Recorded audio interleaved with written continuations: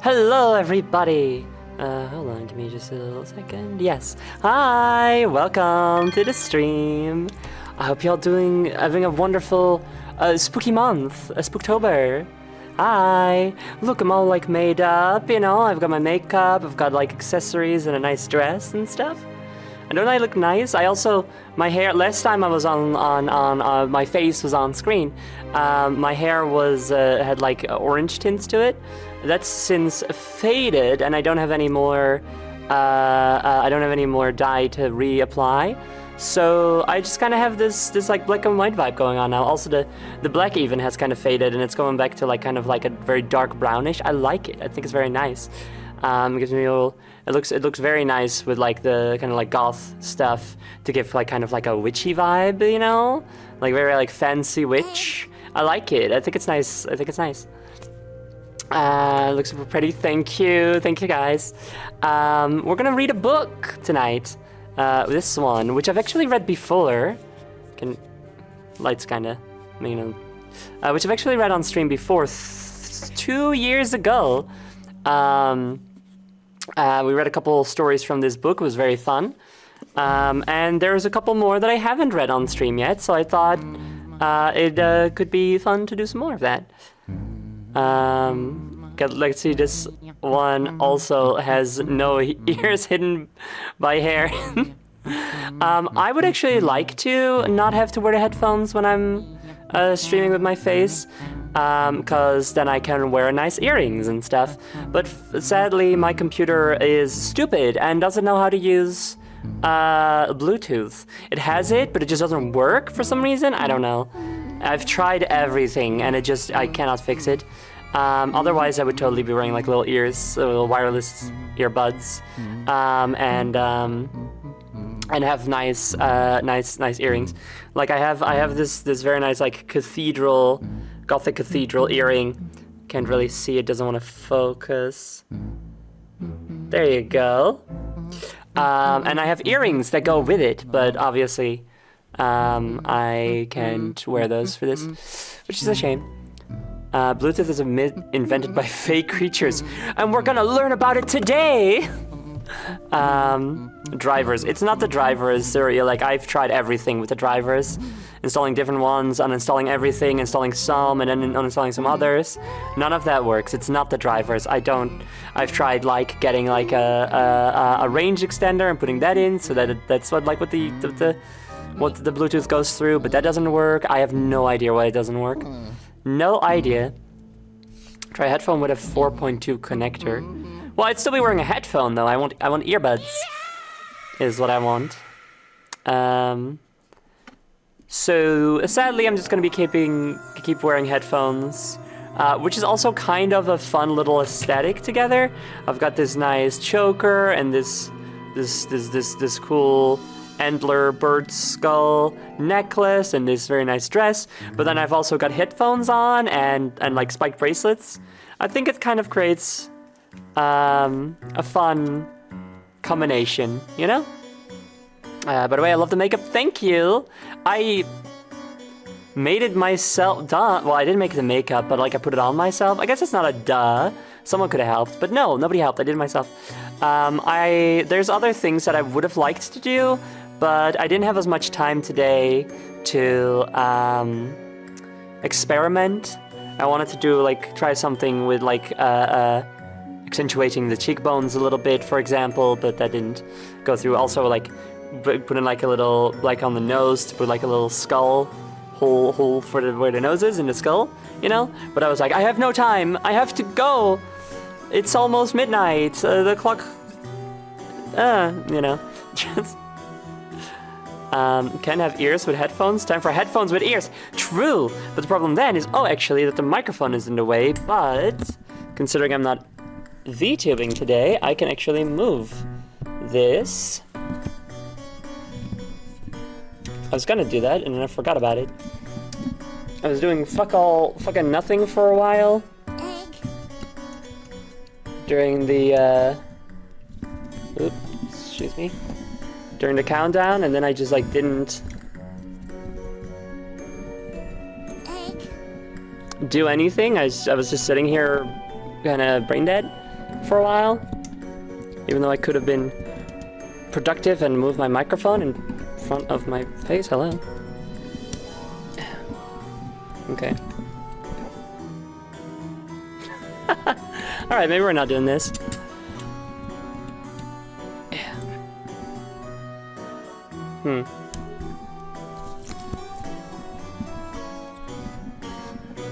Does this still sound good? Does this make everything sound bad and terrible? Does this get in the way of the book, actually? This might get in the way of the book. Yes. Yes, it does make everything sound sad and terrible?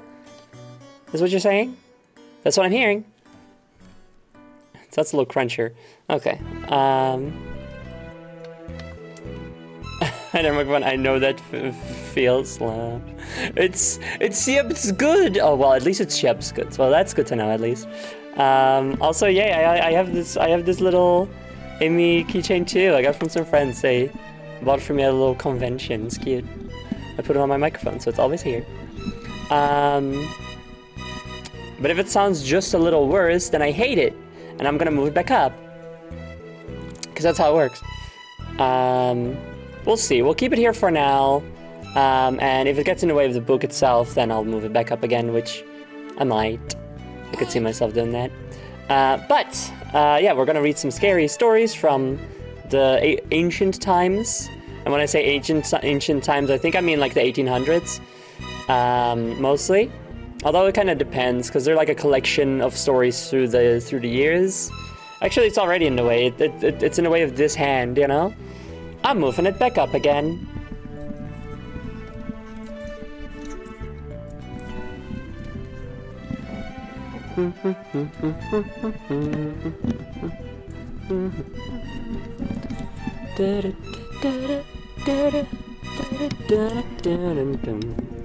Also, once we start reading, I'll have prepared a very nice little soundscape.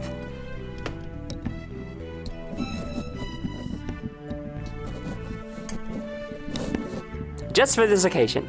That's really gonna get us in the mood. It sounds better. Yay! I'm so glad. Well, that makes sense, I suppose. This is like how I have it all set up. So this should be the ideal conditions for the microphone.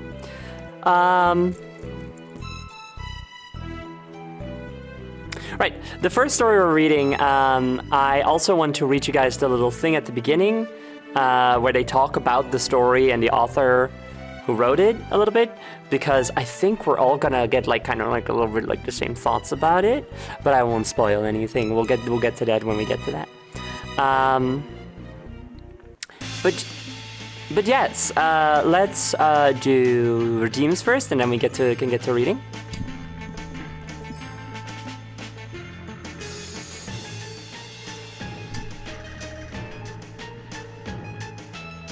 Sure. Yes, so first up we've got eggs. So if you guys have but one little egg, you can spend it on a point, and we're going to take all the points and put eggs. If you have but one little point, you can spend it on an egg. We're going to take all the eggs and put them over here, and it'll be like a pumpkin patch, but eggs and no faces, because you can't really carve into a eggshell.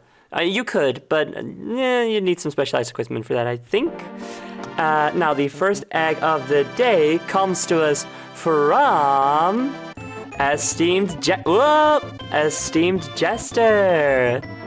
Then we've got Dynalope, Toaster Fork, Ayo Hal, hi Hal, good to see you. Hope you're doing well. Arterial Red, Dr. Rudy G. Numpad, Lucina of Stardust. Oh, Lucina, or another mod, if one of you or all of you together through beautiful camaraderie and teamwork, wait, how did I get here? No, wait, goes to get me first. Then, how did I get here? If you guys could disable the throwing redeems, that would be great, because there's no one there. Actually, I could put someone there, but then, like, you still, like, what are you throwing? Zero Elec, or rather, who are you throwing at? Just a cardboard cutout. Just some trans girl. Eric, no. Or number 0. Vex Fidel. Kira Cat. 9 cent 910. Oops. And Video Happy Shows starring the second X deck. Thank you all so much. There we go. I will actually put Gauntlet Queen there just so that people that come in here and like, I thought this was a VTuber. There's a VTuber tag. So it's clear that that's what the VTuber is. Once I can find her. Here we go. There we go.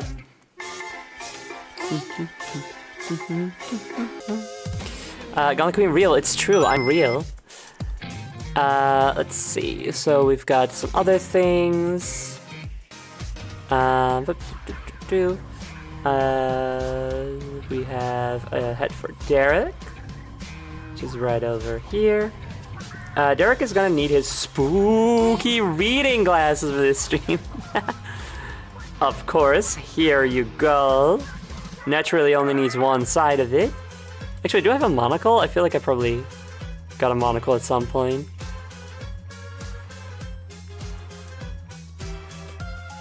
I guess not. Oh well. Well, he's got his reading glasses anyway. Then we've got some Sonic stickers. And yes, you can throw batteries at my homunculus. Not the first time she's been called that in this state.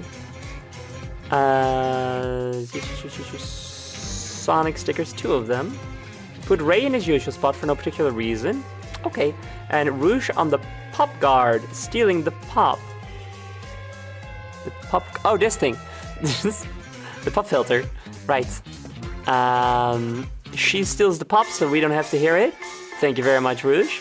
And Ray in his usual spot. So every time I do a full body or a full camera stream like this, Ray tends to pop up. Go right here on the little Gauntlet Queen homunculus's finger. I don't know why. Total mystery. Hashtag my homunculus. I was going to start making Gauntlet Queen's silhouette out of Sonic stickers. Okay, that's a shame because that would have been fucking hilarious to see how you do that. It would have been so funny, but no, sadly, she's already here. Although you can still just like cover her entire body with Sonic stickers if you want. Then there is 2 more eggs, Mecha Fox Girl, and James Muller 92. Thank you both. There we go. And that's all the redeems for now. So, it's time for the scary story. I should dye my eyebrows, that'd be fun, I think. So, I'm going to turn off the music and turn on the scary ambient noises. The soundscape that I made. I made this soundscape using mynoise.net. It's my personal favorite white noise generator. There's a million fucking different soundscapes to choose from, and you can even take bits and pieces and combine them into one, like I did with this one.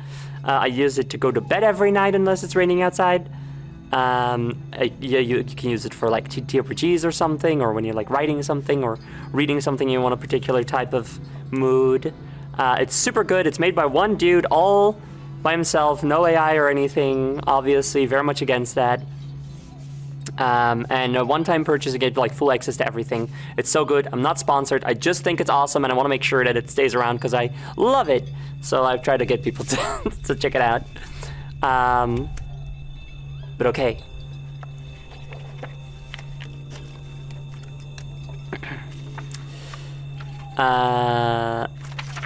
So, the first story we'll be reading is called By the Yellow Moon Rock. It's a little later than 1800s, it's 1921, and it's written by Fiona MacLeod.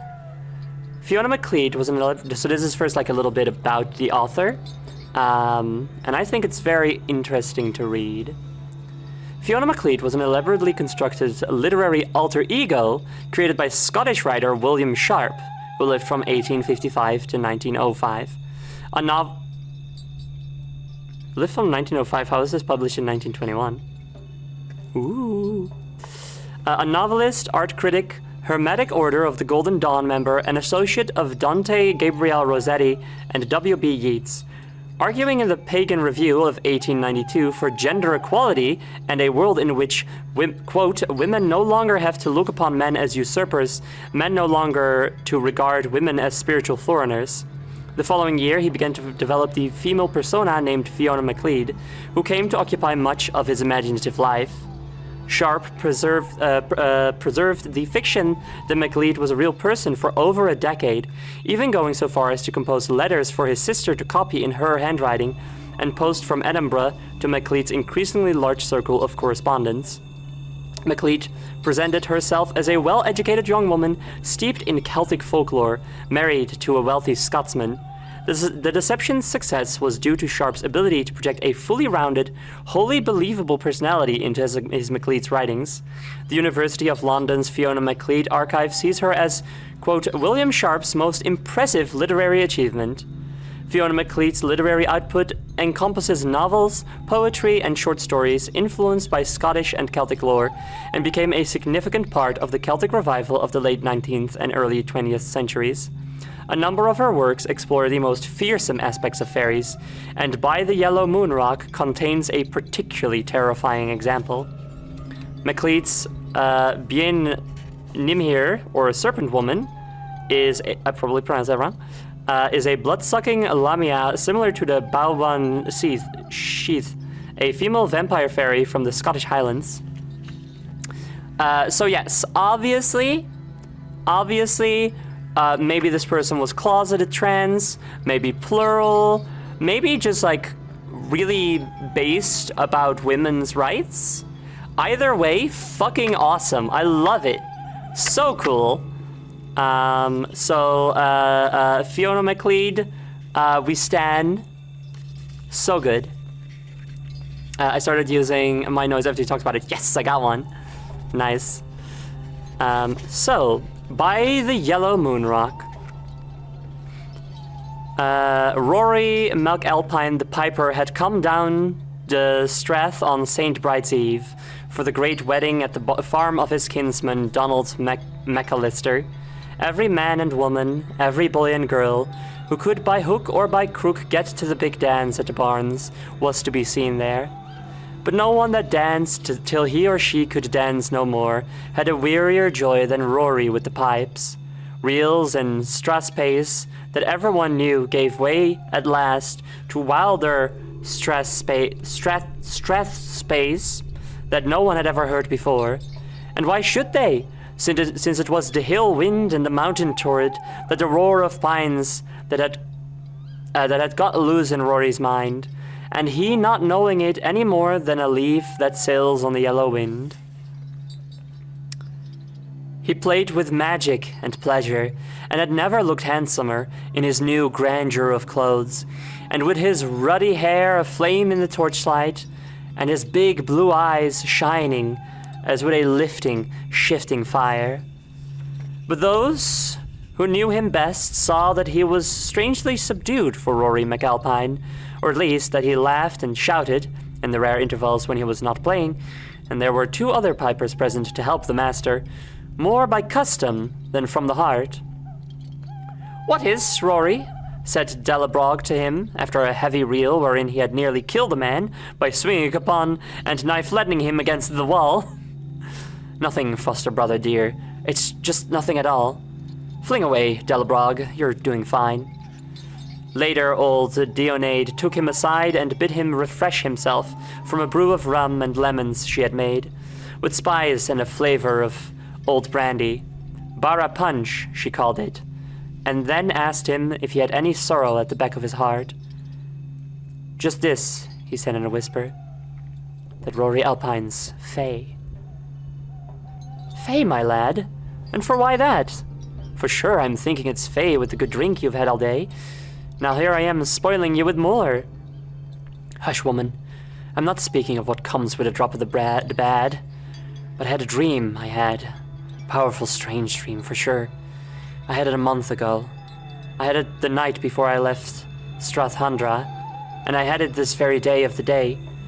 as I lay sleeping off the kindness I had since I came to Strathrawnul. And what will that dream be now?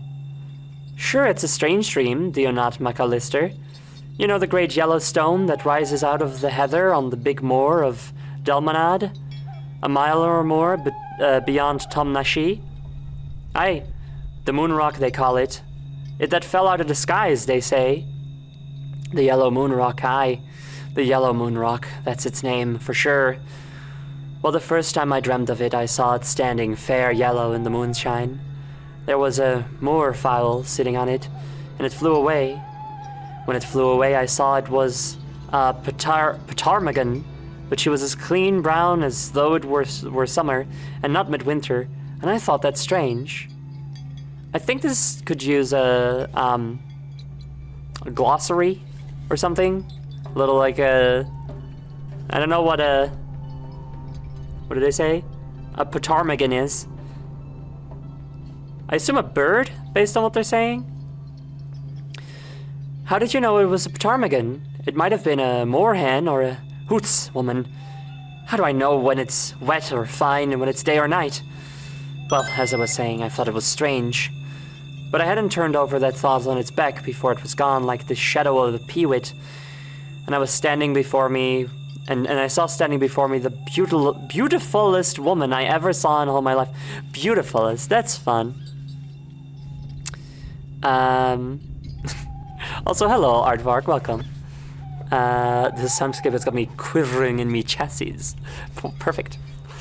Rory, after his apprentice nearly kills someone. You're doing amazing, sweetie! I'm so proud of you! Put a ray up and to the left on the last ray.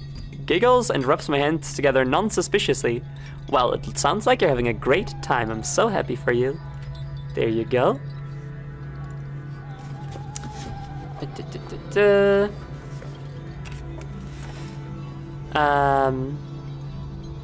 I saw standing before me the beautifulest woman I ever saw in all my life. I've had sweethearts here and sweethearts there, Dionade Nick Tormud. And long ago I loved a lass who died, Sine McNeil.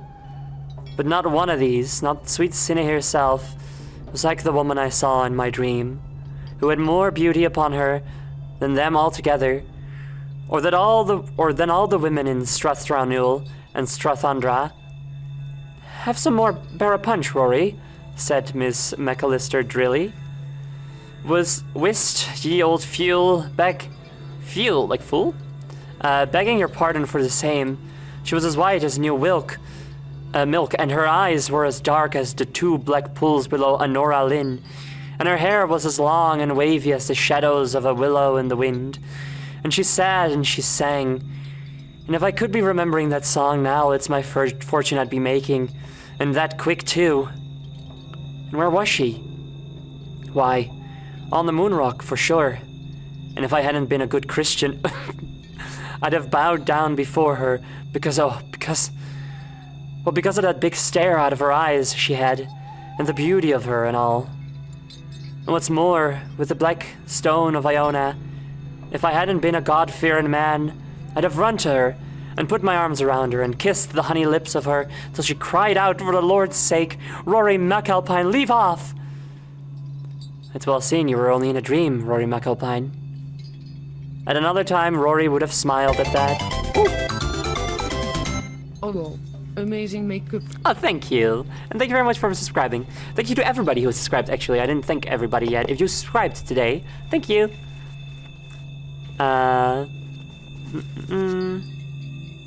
Love the lass who died, just like Honami Aizawa. That's true, that's crazy. Has that one updated in a while? I gotta check up on it. Also, beep. At another time, Rory would have smiled at that, but now he just stared. She said no word, he added, but lifted a bit of hollow wood or thick reed, and then all at once she whispered, I'm Bonnie St. Bride of the Mantle. And with that, she began to play, and it was the finest, sweet, gentle little music in the world. But a big fear was on me, and I just turned and ran. No man will ever call you a fool again to my face, Rory McAlpine. I never had the thought you had so much sense. She didn't let me run so easy. For a grey bitch, wow, went yapping and yowling at my heels, and just as I tripped and felt the hot breath of the beast at my throat, I woke and was wet with sweat. Damn, there's a scary dog in this scary story. This is scary. Oh my god.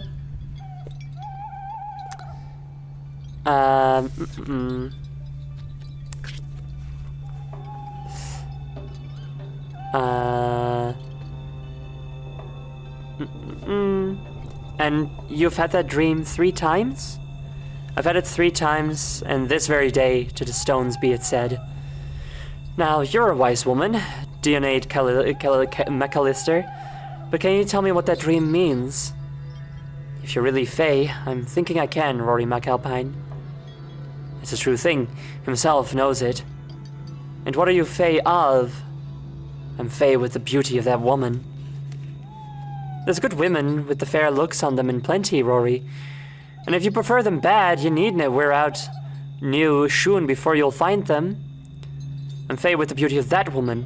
I'm Fae with the beauty of that woman that had the name of Bright to her. Dionade McAllister looked at him with troubled eyes. When she took up the reed, did you see anything that frightened you? I had a bit fright when I saw a big black adder slip about the moon rock as the Pythagorean flew off, and I had the other half of the fright when I thought the woman lifted the adder, but it was only wood or a reed. For amn't I for telling you about the gentle, sweet music I heard? Old Dionade hesitated. Then, looking about her to see that no one was listening, she spoke in a whisper. And you've been Fae since that hour because of the beauty of that woman? Because of the sore beauty of that woman. And it's not the drink. No, Dionade McAllister. You women are always for hurting the feelings of the drink. It is not the innocent drink I am telling you, for no, it is not the drink. Then I tell you what it means, Rory McAlpine. It wasn't Holy Saint Bride. I know that Miss McAllister. It was the face of the, Bien Nimhir you saw. The face of the Nigyain Im here. Again, I would love to know what these words mean, but I don't know. I know that during the little intro they mention the Baoban sheath. I looked that up. That's like an evil Fae woman that like lures in people by being super pretty and then kills them. You know, classic. The words mean worldly things. Ah. Learning much. Thank you. Now if I know that they mean worldly things, I can figure out what those things are.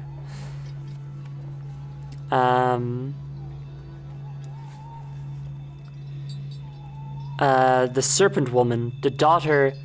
No, wait, hold on. It was the face of the Bien Nimhir you saw. The face of the Naijin Imbeer. Imhir. And this is Saint Bride's night. And it is on this night of the nights she can be seen. And beware of that seeing, Rory McAlpine. The Bien Nimhir. The Nain Imhir. The serpent woman. I'm just gonna call her the serpent woman if they say it again just for convenience. The daughter of Ivor, muttered Rory. Where now have I heard tell of the daughter of Ivor? Then he remembered an old tale of the Isles, and his heart sank, because the tale was of a woman of the underworld who could suck the soul out of a man through his lips and send it to slavery among the people of ill will, whom there is no call to speak of by name.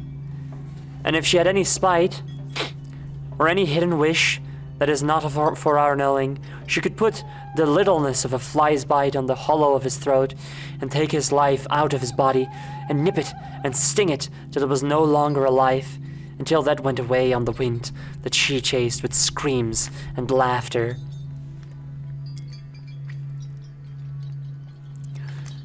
Some say she's the wife of the Amadandu, the dark fool, murmured Dionade, crossing herself furtively, for even at Delabrog it was all Protestantry now. But Rory was not listening.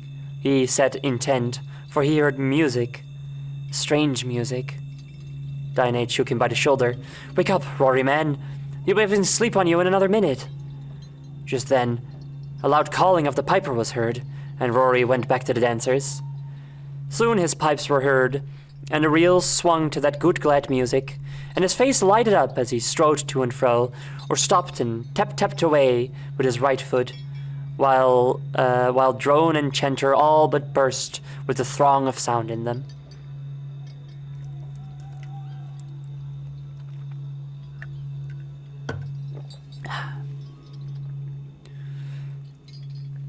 But suddenly he began to play a reel that nigh maddened him, and his own face was wrought so that Delabrock came up and signed to stop, and then asked him what in the name of Black Donald he was playing. Rory laughed foolishly. "Oh, for sure, it's just a new reel of my own. I call it the Reel of Ivor's Daughter, and a good reel it is too, although it's Rory McAlpine says it." "Who is she, and what Ivor will you be speaking of?" "Oh, ask the Amadon Du. It's he who will be knowing that." No, now I will not be naming it that name. Sure, I will call it instead the Serpent Reel." "Come now, Rory, you've played enough. And if your wrist's not tired with the chanter, sure it must be with lifting the drink to your lips. And it's time, too, these lads and lasses were off." No, they're waiting to bring in the graying of the day, St. Bride's Day. They'll be singing the rhythm of that graying. Bride, boideich, muim, kriosda. Take your word for it. Not they, if Delabrock has a say in it. Come now, have a drink with me, your own foster brother, and then lie down and sleep it off, and God's good blessing be on you. Whether it was Delabrock's urgency or the thought of the good drink he would have, and he met with a terrible thirst on him after that lung-bursting reel of his, Rory went quietly away with the host, and was on a mattress on the floor of a big empty room, and snoring hard, long before the other pipers had ceased piping, or the last dancers flung their panting breaths against the frosty night. Yeah. Can never have a stream where I don't have an itchy nose for some reason. An hour after midnight, Rory woke with a start. He had a spate of a headache on, he muttered, as he half rose and struck a match against the floor.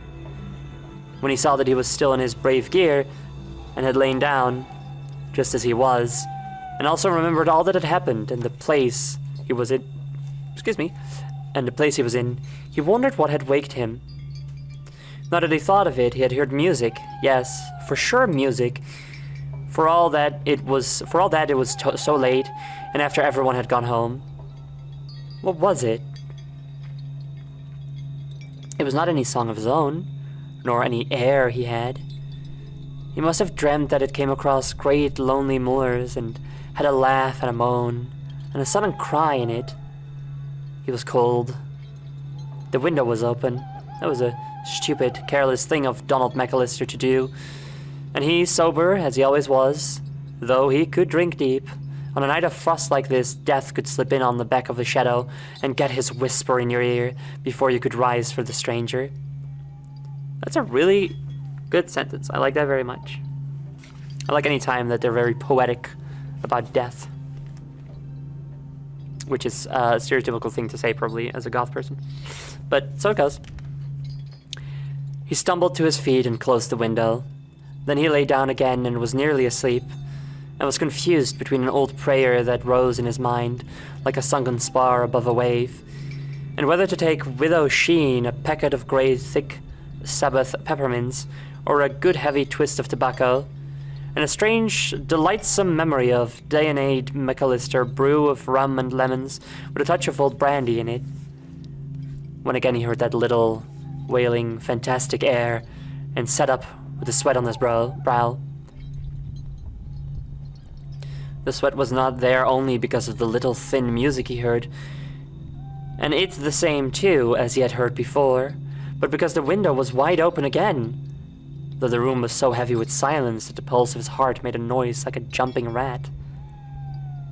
Rory sat, still as though he were dead, staring at the window. He could not make out whether the music was faint because it was so far away, or because it was played so feebly, like a child's playing, just under the sill. He was a big, strong man, but he leaned and wavered like the flame of a guttering candle in that slow journey of his from the mattress to the window. He could hear the playing now quite well. It was like the beautiful, sweet song of Bride Broideich Moem Criosta, but with the holy piece out of it, and with a little evil, hidden laugh flapping like a wing against the blessed name of Christ's foster mother.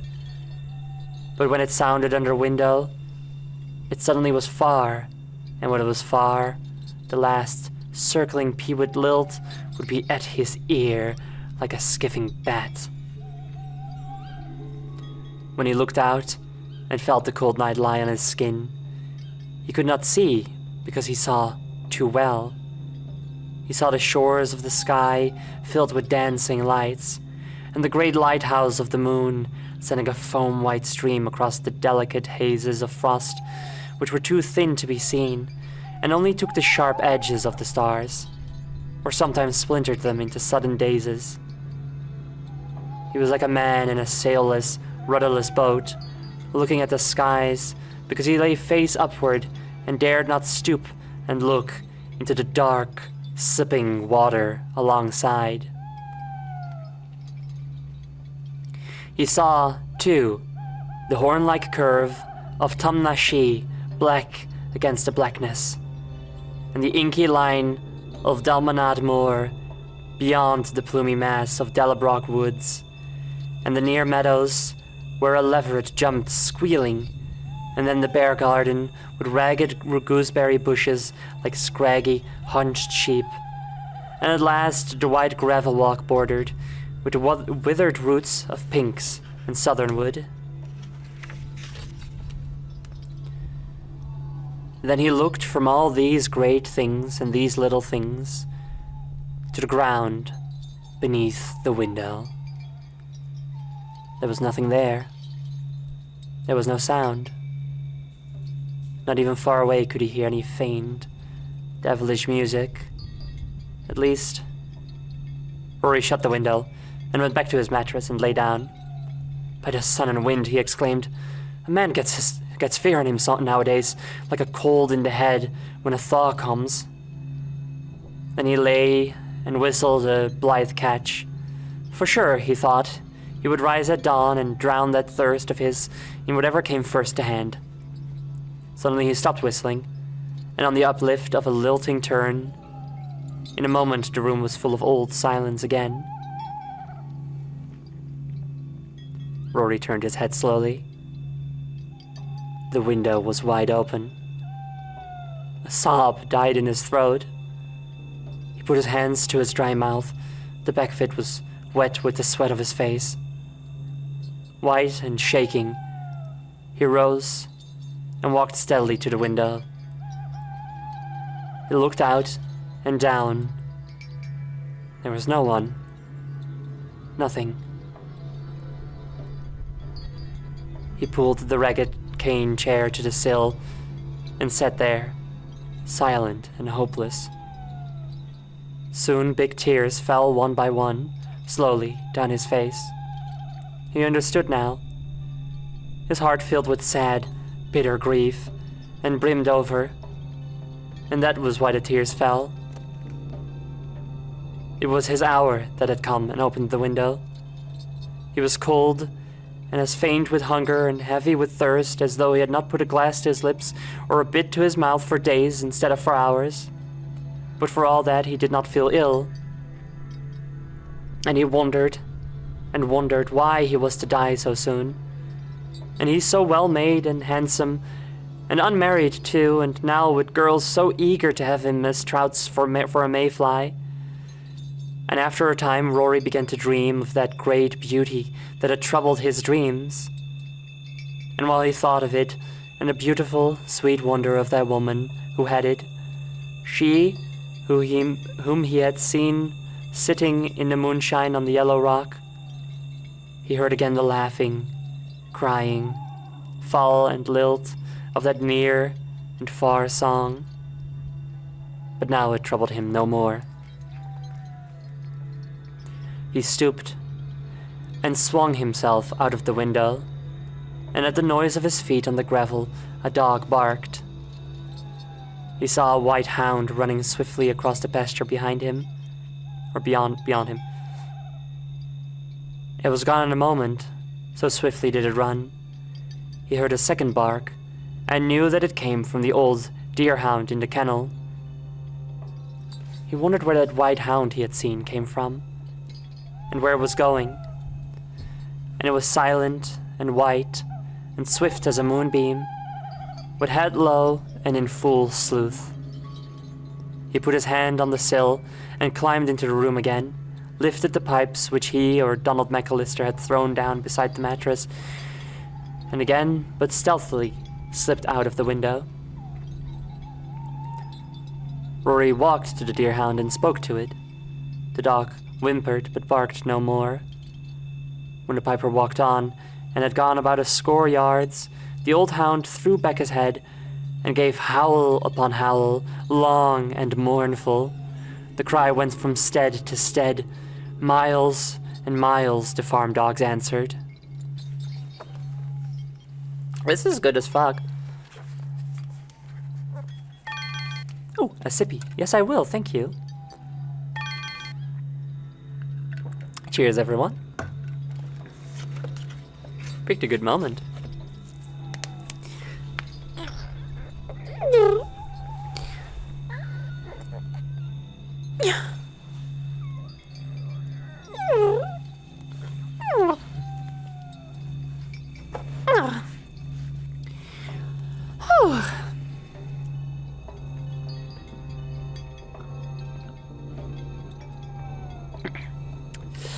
This story is really good. I like this very much. I like how careful it's written. The old sippy stretch combo. Can't beat it. Such a classic.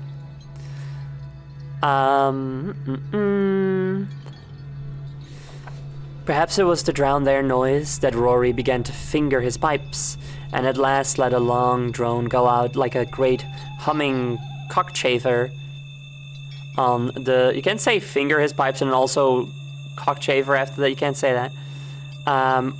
Like a great humming cockchafer on the blue frosty stillness of the night. The crofters at Moor Edge heard his pibroch as he walked swiftly along the road that leads to Telmanad Moor. Some thought it was uncanny. Some that one of the pipers had lost his way or made an early start. One or two wondered if Rory McAlpine were already on the move, like a hare that could not be long in one form. The last house was the gamekeeper's, at Delmanat Tull, as it was still called. Duncan Grant related next day that he was awakened by the scree of the pipes, and knew them for Rory McAlpines by the noble, masterly fashion in which drone and chanter gave out their music.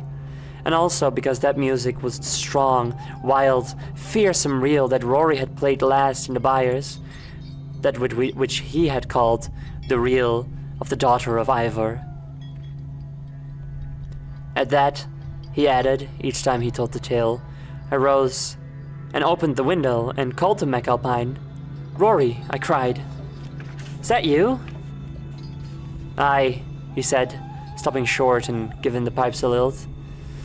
Aye, it's me and no other, Duncan Grant. I thought you would be sleeping sound at Delabrog. But Rory made no answer to that, and walked on. I called to him in the English, Dinna go out on the moor, Rory. Come in, men, and have a sup of hot porridge and a mouthful with them. But he never turned his head, and as it was cold and dark, I said to myself that doited fools must gang their ain gait, and so turned and went to bed again, though I hadn't a wink so long as I could hear Rory playing. But Duncan Grant was not the last man who heard the reel of the daughter of Ivor. A mile or more across Delmanad Moor, the heather-set road forks, One way is the cartway to Balnaree, the other is the drover's way to Tumnashi, and the hill countries beyond. It is up this, a mile from the fork, that the yellow moonrock rises like a great fang out of the purple lips. Some say it is of granite, and some marble, and that it is an old crumlach of the forgotten days. Others that it is an unknown substance, a meteoric stone believed to have fallen from the moon. Not near the moonrock itself, but 50 yards or more away, and perhaps more ancient still, there is a group of 3 lesser fang-shaped boulders of trap, one with illegible runic writings or signs. These are familiar to some as the Stannin Stains. Others, who have the Gaelic as the Stonemen, or simply as the Stones, or the Stones of Dalmanad. None knows anything certain of this ancient crumlach, though it is held by scholars to be of Pictish times. Here a man known as Peter Lamont, though commonly as Peter the Tinker, an idle, homeless vagrant, had taken shelter from the hill wind, which had blown earlier in the night, and had heaped a bed of dry bracken. He was asleep when he heard the wail and hum of the pipes. He sat up in the shadow of one of the stones. By the stars he saw that it was still the black of the night, and that dawn would not be astir for 3 hours or more. Who could be playing the pipes in that lonely place at this hour? The man was superstitious, and his fears were heightened by his ignorance of what the unseen piper played, and Peter the Tinker prided himself on his knowledge of pipe music. And by the strangeness of it, he remembered too where he was. There was not 1 in 100 who would lie by night among the Stannin Stains, and he had himself been driven to it only by heavy weariness and fear of death from the unsheltered cold. But not even that would have made him lie near the moon rock. He shivered as memories of wild stories rose ghastly one after the other. The music came nearer. The Tinker crawled forward and hid behind a stone next to the path, and cautiously, under a tuft of bracken, stared in the direction whence the sound came. He saw a tall man striding along in full Highland gear, with his face death white in the moonshine, and his eyes glazed like those of a lystered salmon. It was not till the piper was close that Lemon recognized him as Rory McAlpine. He would have spoken, and gladly, in that lonely place, to say nothing of the curiosity that was on him, had it not been for those glazed eyes and that set, death-white face. The man was fey. You could see that. It was all he could do not to leap away like a rabbit. Rory McAlpine passed him and played till he was gone on the moon rock. It was close on the moon rock. Then he stopped and listened, leaning forward as though straining his eyes to see into the shadow. He heard nothing, saw nothing, apparently. Slowly he waved a hand across the heather. Then suddenly the piper began a rapid talking. Peter the Tinker could not hear what he said, perhaps because his own teeth chattered with the fear that was on him. Once or twice Rory stretched his arms, as though he were asking something, as though he were pleading. Suddenly, he took a step or two forward, and in a loud, shrill voice cried, "By holy Saint Bride, let there be peace between us, white woman." White woman spotted. White woman was often referring to ghosts back in those days, and specifically in the Netherlands, white women, or witte wieven, as they were called back then in the Netherlands, are the ghosts of the wise women from Germanic tribes who have died and are said to look over their tribe and especially over their burial mounds. So that's a bit of fun little trivia that I love. And also, it's really funny that they're called white women. Playing the pipes is what I call Super Mario. That's fun. Literal white woman jump scare, you're right. Egg. Ooh, a little egg from Polar Stars. Thank you very much. These are all a little bit high up. I'm gonna lower them a bit. There we go. That's good.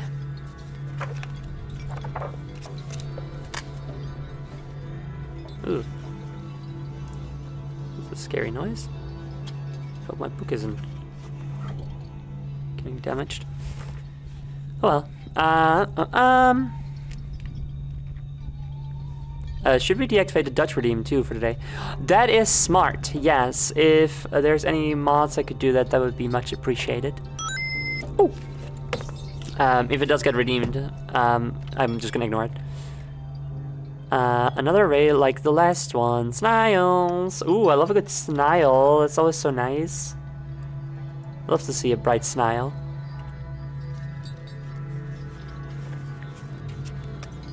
Where was I? I do not fear you, white woman, because I too am of the race of Ivor. My father's father was the son of Ivor Make Alpine, the son of Ivor the Dark, the son of Ivor Honeymouth, the son of Rorid, the son of Rorid the Red, of the straight, unbroken line of Ivor the King. I will do you no harm, and you will do me no harm, white woman. This is the day of bride, the day for the daughter of Ivor. It is Rory McAlpine who is here, of the race of Ivor. I will do you no harm, and you will do me no harm. Sure, now, it was you who sang. It was you who sang. It was you who played. It was you who opened my window. It was you who came to me in a dream, daughter of Ivor. It was you who put your beauty upon me. Sure, it is that beauty that is my death, and I am hungering and thirsting for it. Having cried thus, Rory stood, listening, like a crow on a furrow when it sees the wind coming. The tinker, trembling, crept a little nearer. There was nothing. No one. Suddenly Rory began singing in a loud, chanting, monotonous voice.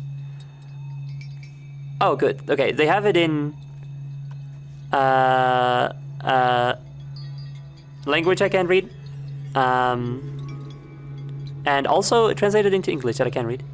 Good old Josephine, always making her audience smile. That's what I'm here for. Today, the day of bride, the daughter of Ivor shall come from the knoll. I will not touch the daughter of Ivor, nor shall the daughter of Ivor touch me.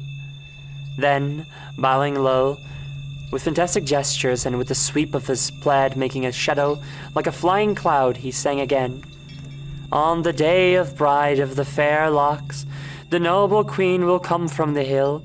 I will not molest the noble queen, I should hope not, nor will the noble queen molest me. And I, too, am here, he cried in a voice more loud, more shrill, more plaintive yet.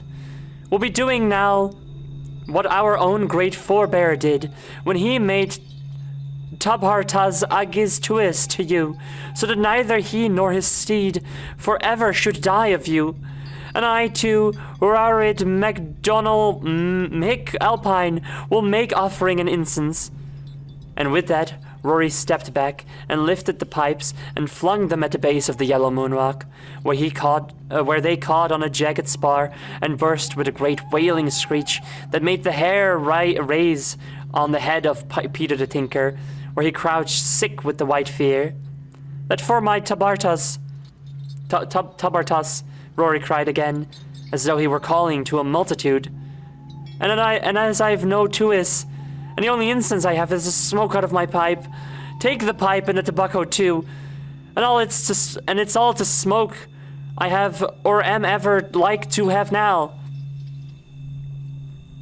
And as good incense too as any other, daughter of Ivor.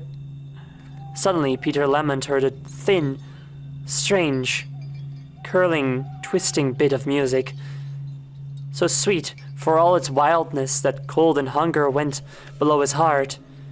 It grew louder, and he shook with fear. But when he looked at Rory McAlpine and saw him springing to and fro in a dreadful reel, and snapping his fingers and flinging his arms up and down like flails, he could stand no more, and with a screech rose and turned across the heather, and fluttered and flew and fell and fluttered like a wounded snipe. He lay still once after a bad fall, for his breath was like a thistledown blown this way and that above his head. It was on a heathery knoll.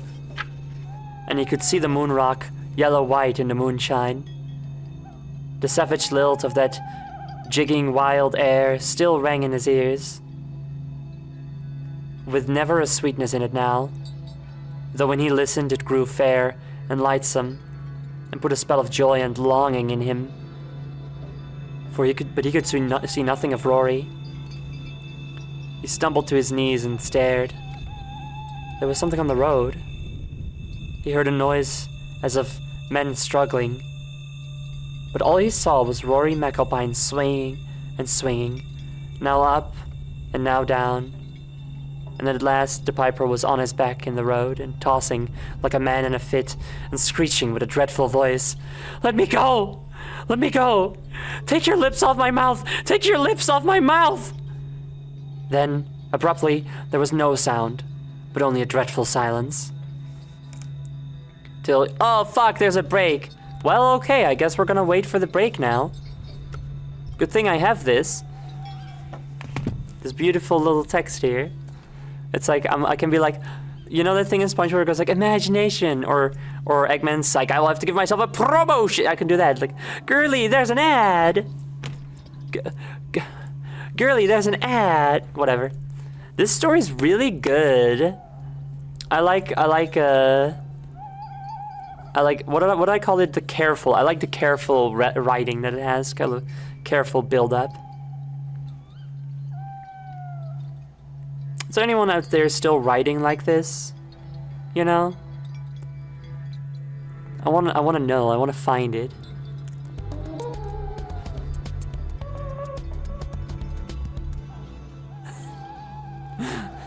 I like the part where he kissed the ghost. I didn't seem super into it. I feel like the ghost might be like overstepping some boundaries here, and he was very clear about it too. I mean, this might be kind of a toxic relationship, if you ask me. I wish this thing was this choker was mirrored so that the flower could be on this side. My Archie refused to work, but I think the typo makes it funnier. Would you say Grilly, these an ad? I didn't even see that. Why wasn't it me? Because you didn't live in the, when was this? In like the early 1900s, I guess. Well, when's the story set? Is it set in the 1900s? Also, just like a lot of like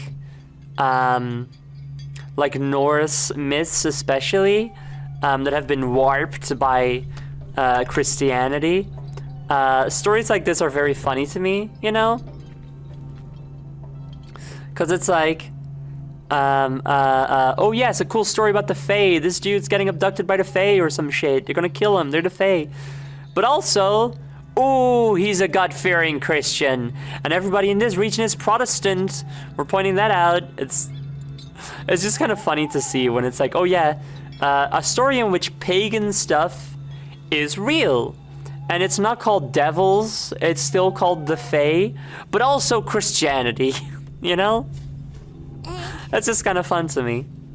Of course, a lot of the time, if you would, you know, when it was like, oh, Christianity, but also we're acknowledging the Fae, it's because the Fae are devils that fell from heaven, but not all the way to hell, so they stick in the middle. So they're out here, and they're fallen angels that just ended up on Earth instead of hell, you know?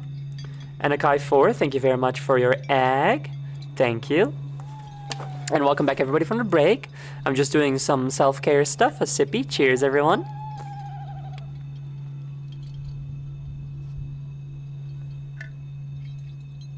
Yeah, it's still going. But it said it wasn't. The text went away.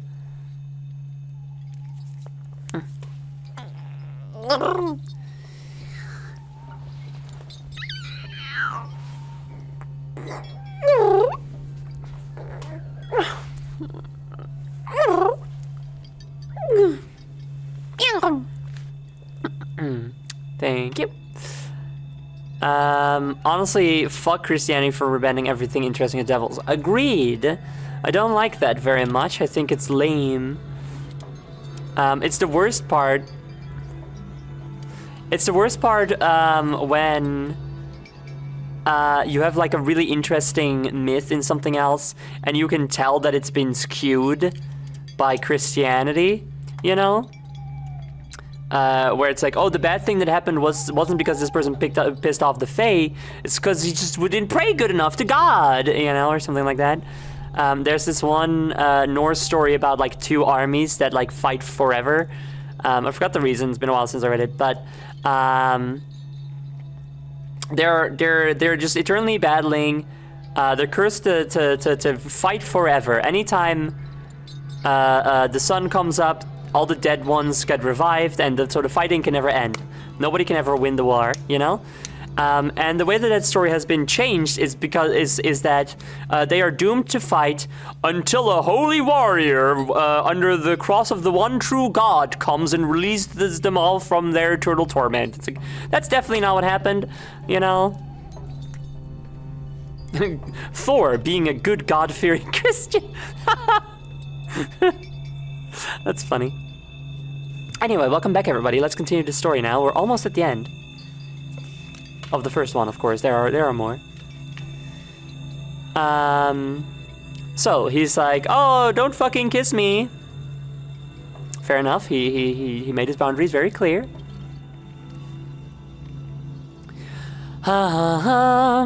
Then, abruptly, there was no sound, but only a dreadful silence. Till he heard a rush of feet, and heard the heather sprigs break and crack, and something went past him like a flash of light. With a scream, he flung himself down the heather knoll, and ran like a driven hare till he came to the white road beyond the moor. And just as dawn was breaking, he fell in a heap at the byre edge at Delmanad Tull, and there Duncan Grant found him an hour later, white and senseless still. Neither Duncan Grant nor anyone else believed Peter Lamont's tale, but at noon the tinker led a reluctant few to the yellow moon rock. The broken pipes still hung on the jagged spar at the base. Half on the path and half on the heather was the body of Rory McAlpine. He was all but naked to the waist, and his plaid and jacket were as torn and ragged as Lamont's own, and the bits were scattered far and wide. His lips were blue and swelled. In the hollow of his hairy, twisted throat was a single drop of black blood. "It's an adder's bite," said Duncan Grant. None spoke. The end. Hi! Hi, Mo and all your viewers. Welcome. Hello, hello, hello. It's me. Hi. I'm here. Ooh. Mol, thanks so much for subscribing. Thank you. Hi, everybody. I am Josephine Gone the Queen. Usually I look like that, or something like it. I have a bunch of models. But sometimes when I'm reading a book or other special occasions, I look like this, which is my face. It's what I look like in real life, you know. We're currently reading Fearsome Fairies, Haunting Tales of the Fae, which is a collection of stories through the years about the Fae, and they're scary. Nah. That's my high poly model, pretty much.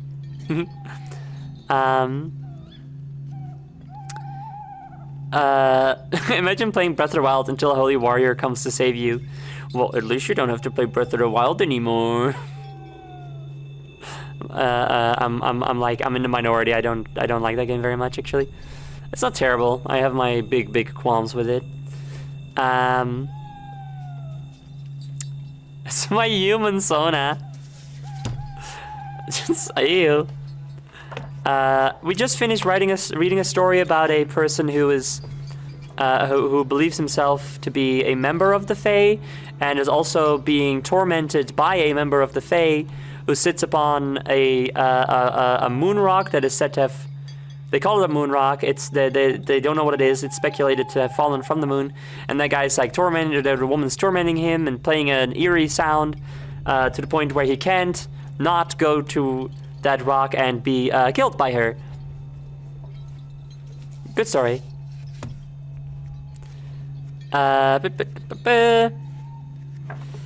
let's see, there's other stories in here. That sounds rad. Yeah, it was pretty good. I liked it very much. I liked how it was written.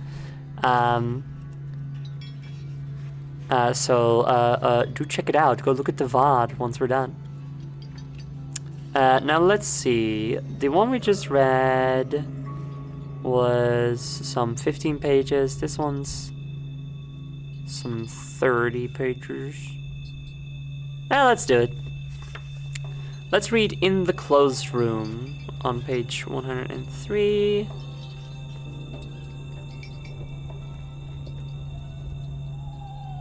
Here we go.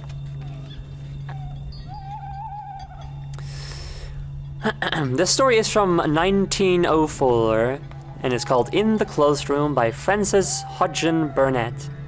Frances Hodgson Burnett, who lived from 1849 to 1924, was born into a comfortable Manchester family whose circumstances abruptly changed following her father's sudden death, leaving her mother in charge of the family ironmongery business school. When the Lancashire cotton famine caused by the American Civil War reduced Hodgson's finances still further, her mother moved the family to join her brother in Knoxville. Wait, hold on.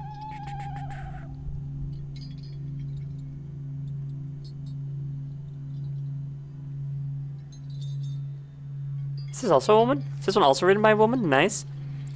An inveterate spinner of stories since early childhood, the young Frances turned to writing as a source of income in her late teens. Yay, another woman! Dude, women are always at the forefront of the horror genre. We know this. And also everything else. The young Frances turned to writing as a source of income in her late teens, becoming a regular contributor to periodicals like Godey's Lady's Book, Peterson's Magazine, and Harper's Bazaar. Best known today for her children's books featuring dramatic reversals of fortunes, such as Little Lord Fauntleroy, A Little Princess, and The Secret Garden, Hodgson Burnett published a considerable number of other books, often exploring similar topics. That Lass O'Lowry's, set in a Lancashire mining village, addresses questions of social inequality through its pit girl heroine, while her delightful The Making of a Marchioness follows the fortunes of impoverished lady's companion Emily Fox Seton. She also published a quartet of children's books about the adventures of the Queen of the Fairies, beginning with 1906's Queen Silverbell. Hodgson Burnett turned to supernatural themes in her novella The White People. More of that. Eating cookies and listening to stories. Hell yeah, nice! I hope you got good cookies. Hodgson Burnett turned to supernatural themes in her novella The White People, written during the First World War. Her tale of an isolated young girl living in a Scottish castle who sees ethereal white people invisible to those around her, the ones whose fairness looks almost transparent, brings together ghosts and fairies in a way that chimes with wider spiritualist concerns of the period, which Hodgson Burnett herself had embraced following the death of her eldest son. Her earliest short story, In the Closed Room, first published in 1904, opens in modern-day New York rather than mist-covered Scottish moorlands, but its eerily dreamlike narrative takes the reader to some similar places. Chucky Chip, nice. Okay. Oh, this one has chapters. Oh my god. Okay, chapter 1. In the fierce, airless heat of the small square room, the child Judith panted as she lay on her bed. Her father and mother slept near her, drowned in the heavy slumber of workers after their day's labor. Some people in the next flat were quarreling, irritated probably by the appalling heat and their miserable helplessness against it. All the hot emanations of the sun-baked city streets seemed to combine with their clamor and unrest, and rise to the flat in which the child lay gazing at the darkness. It was situated but a few feet from the track of the elevated railroad, and existence seemed to pulsate to the rush and roar of the demon which swept past the windows every few minutes. Not a real demon, a citrine. No one knew that Judith held the thing in horror, but it was a truth that she did. She was only 7 years old, and at that age it is not easy to explain oneself so that older people can understand. She could only have said, "I hate it. It comes so fast, it is always coming. It makes a sound as if thunder was quite close. I can never get away from it." The children in other flats rather liked it. They hung out the window perilously to watch it thunder past and to see the people who crowded it pressed close together in the seats, standing in the aisles, hanging on to the straps. Sometimes in the evening there were people in it who were going to the theater, and the women and girls were dressed in light colors and wore hats covered with white feathers and flowers. At such times the children were delighted, and Judith used to hear the three in the next flat calling out to each other, "That's my lady! That's my lady! That one's mine!" Judith was not like the children in the other flats. She was autistic. Don't say that, obviously. She was a frail, curious creature with silent ways and a soft voice and eyes. She liked to play by herself in a corner of the room and to talk to herself as she played. I mean, I'm seeing it. I'm seeing myself in this, you know? Sometimes, anyway. I was all over the place. Even as a child, I was an ambivert.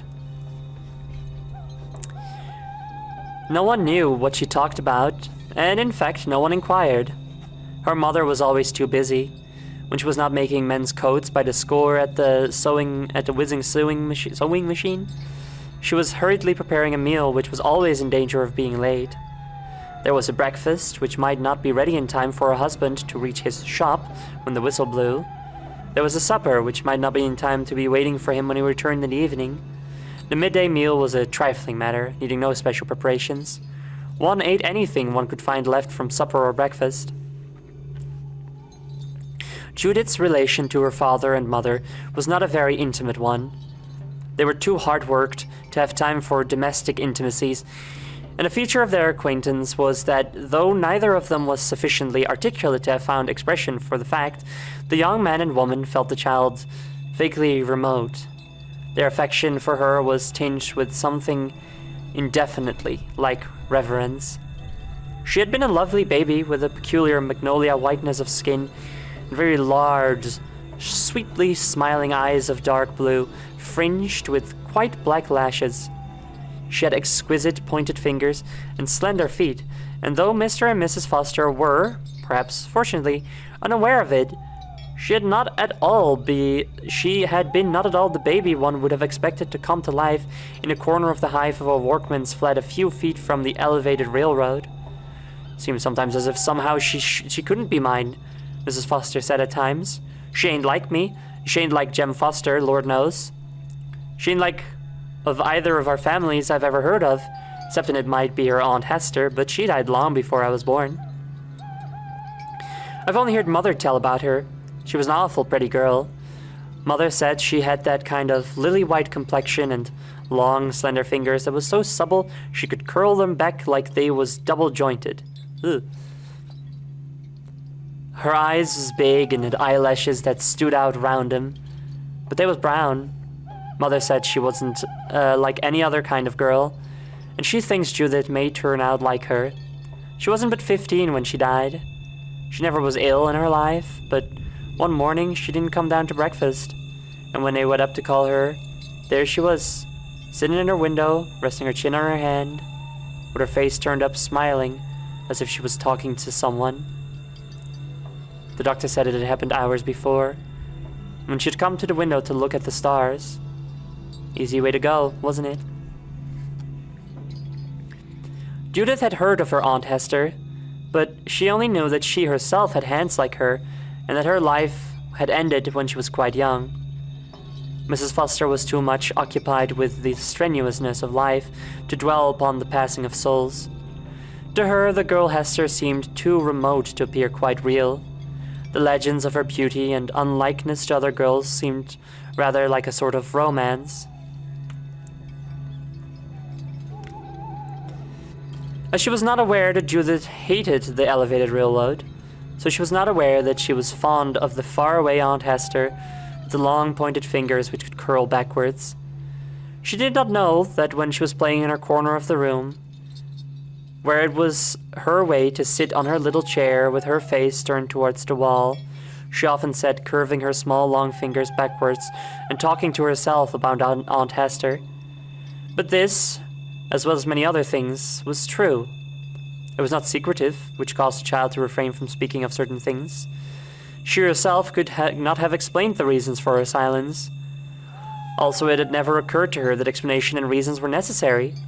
Her mental attitude was that of a child who, knowing a certain language, does not speak it to those who have never heard and are wholly ignorant of it. She knew her Aunt Hester as her mother did not. She had seen her often in her dreams, and had a secret fancy that she could dream of her when she wished to do so. She was very fond of dreaming of her. The places where she came upon Aunt Hester were strange and lovely places, where the air one breathed smelled like flowers, and everything was lovely in a new way. And when one moved, one felt so light that movement was delightful. And when one wakened, one had not quite got over the lightness, and for a few moments felt as if one would float out of bed. The healthy, vigorous young people who were the child's parents were in a healthy, earthly way very fond of each other. They had made a genuine love match and had found it satisfactory. The young mechanic Jem Foster had met the young shopgirl Jane Hardy at Coney Island one summer night, and had become at once enamored of her shopgirl good looks and high spirits.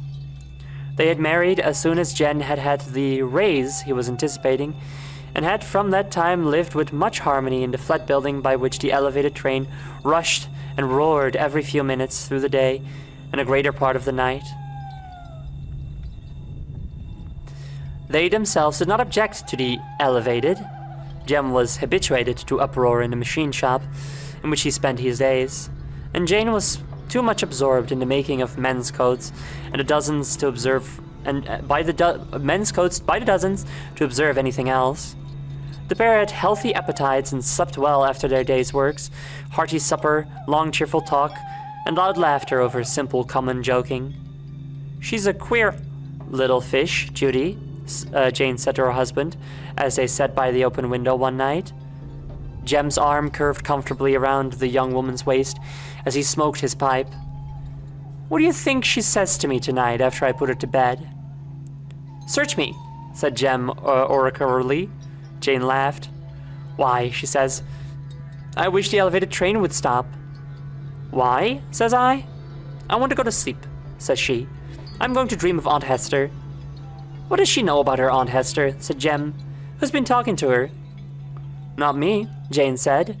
"She don't know nothing but what she's picked up by chance. I don't believe in talking to young ones about dead folks. 'Tain't healthy." "That's right," said Jem. "Children that's got to hustle about among living folks for a living best keep their minds out of cemeteries." "But hully gee, what a queer thing for a young one to say." "And that ain't all," Jane went on, her giggle half amused, half nervous. "But I don't fall asleep when I see Aunt Hester," says she. "I fall awake. It's more awake there than here." "Where?" says I, laughing a bit, though it did not make me feel queer. Dude, I love this whole section. This paragraph is awesome. I feel so seen by this. Yeah, that's why I never teach any history, because there's dead people in there. Tain't healthy. Tain't healthy to know history. It'll cloud your mind. You'll have less space in your brain to learn how to operate the machinery that the adults can't operate good. "Where?" says I, laughing a bit, though it did make me feel queer. "I don't know," she says in that soft little quiet ways of hers. "There," and not another thing I could get out of her. So it was odd. All of that was a quote from the husband. Like the whole thing, like from "She's a Queer Little Fish, Judy." All of that was a quote from the husband. Who is he relaying this to? I guess us, the reader?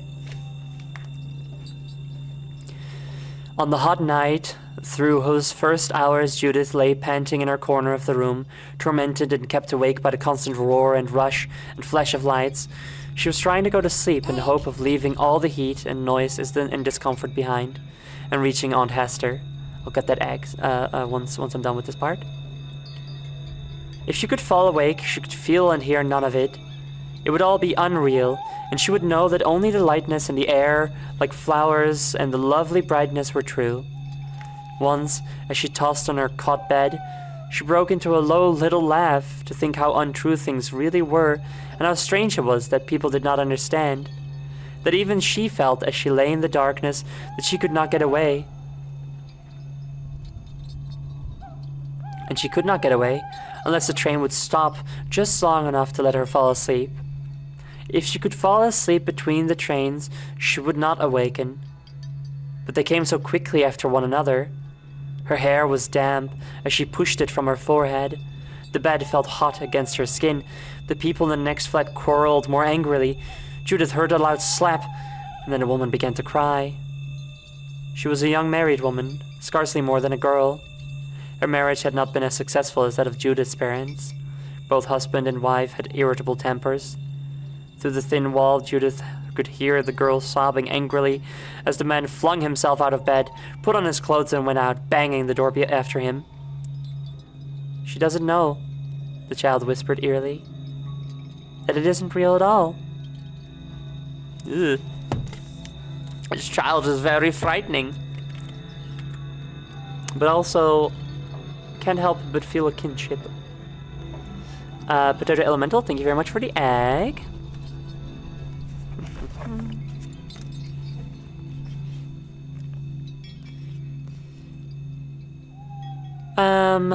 There was, in her strange little soul, a secret no one knew the existence of. It was a vague belief that she herself was not quite real, or that she did not belong to the life she had been born into. Dude, yes, she's so real.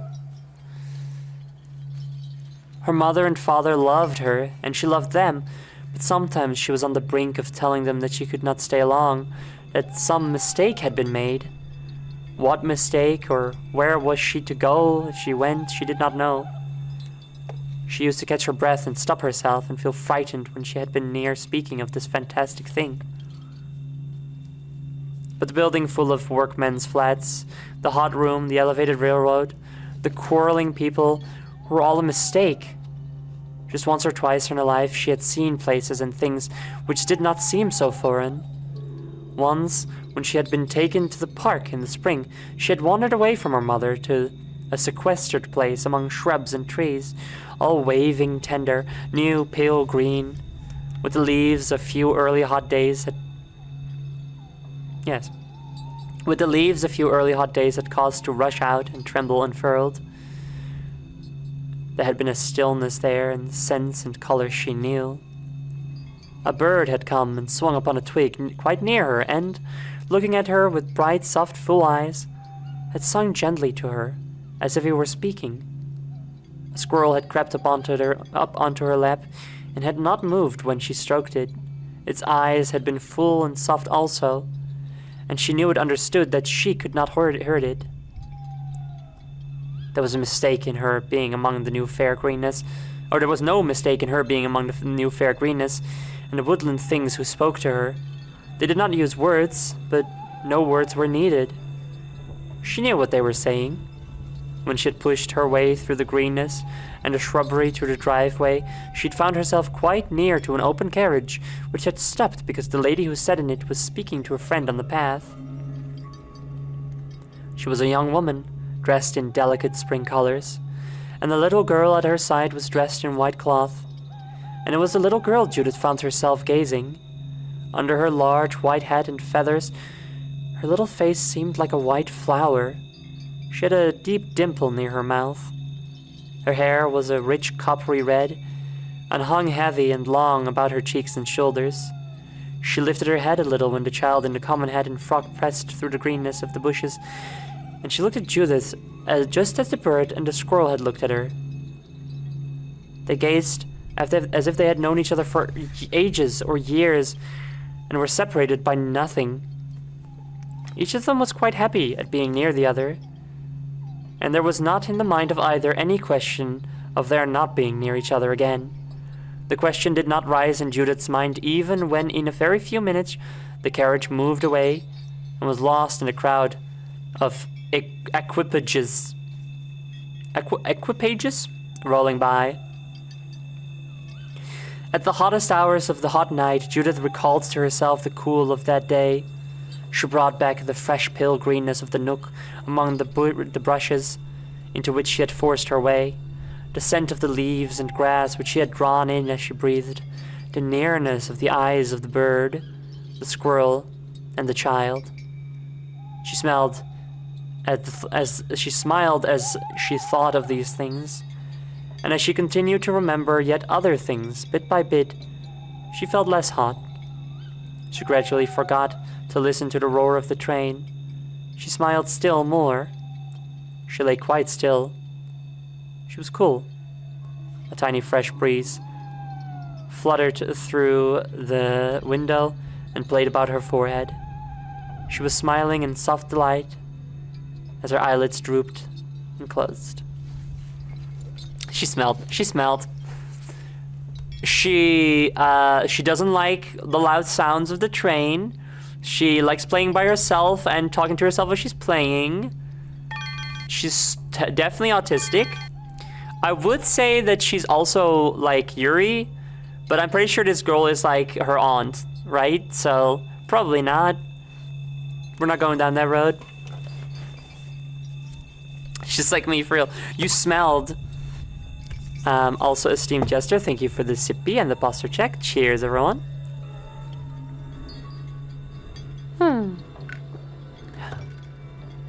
More. Very important to stay good and hydrated when you're having to read out loud so much.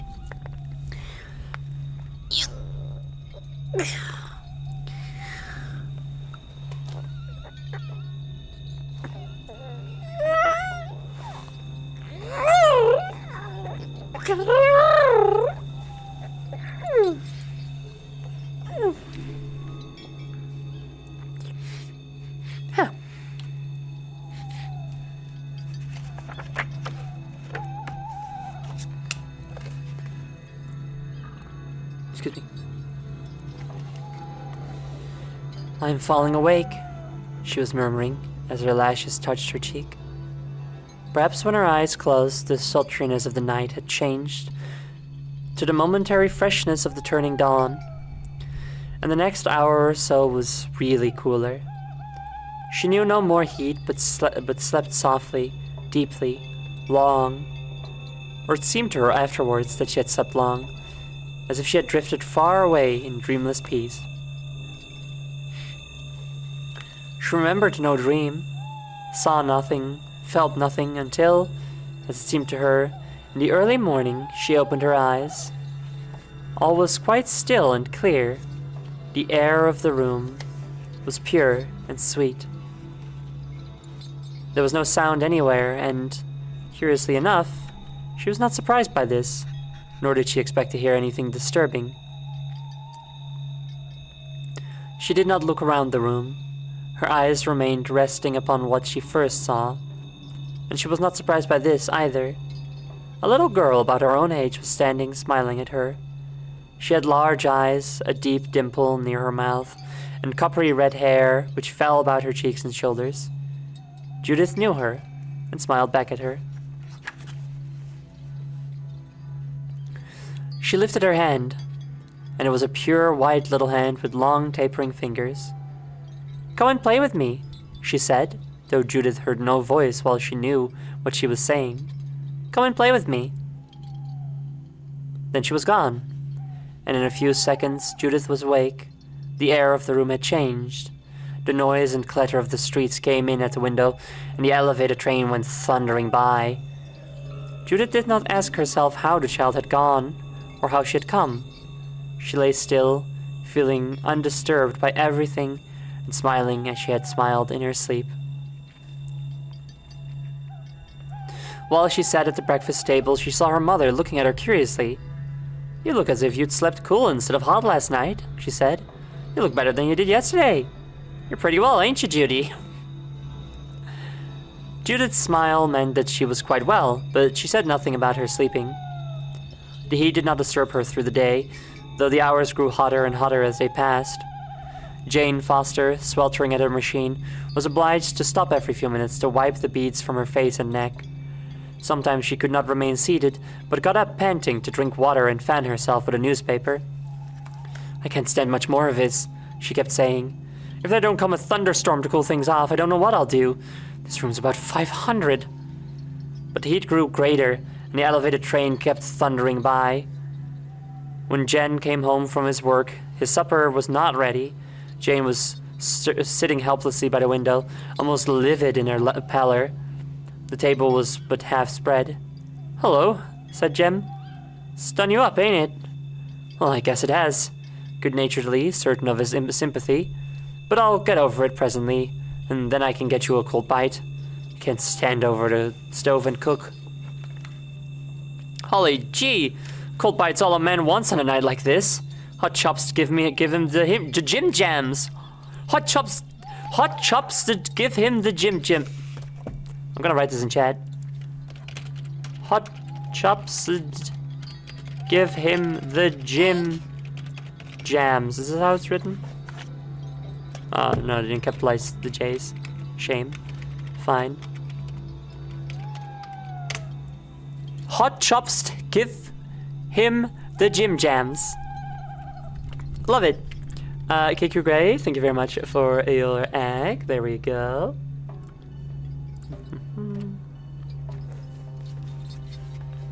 That'd be like a fun raid message, perhaps. Hot chops just give us the Jim Jams. And then they can figure it out, and we can be like, we don't fucking know what that means, actually. But I've got good news for you. It's cheered me up myself. Jane lifted her head from the chair back. "What is it?" "What came through my boss. He's always been friendly to me.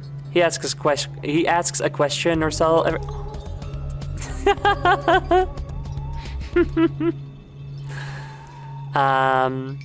He asks me a question every now and then, and seems to take an interest. Today he was asking me if it wasn't pretty hot and noisy down here, and after I told him how we stood it, he said he believed he could get us a better place to stay in through the summer. Someone he knows has had an illness and trouble in his family, and he's obliged to close his house and take his wife away into the mountains. They've got a beautiful big house in one of them far up streets by the park, and he wants to get caretakers that can come well recommended. The boss said he could recommend us fast enough. And there's a big light basement that'll be as cool as the woods. And we can move in tomorrow. And all we've got to do is see that things are safe and live happy. This'll go well. Any like scary story where it's like, oh, we can go house sitting, always goes great. But now the question is the building haunted? Or is the girl going to be like compelled to come back to this apartment, to this specific room? Who knows?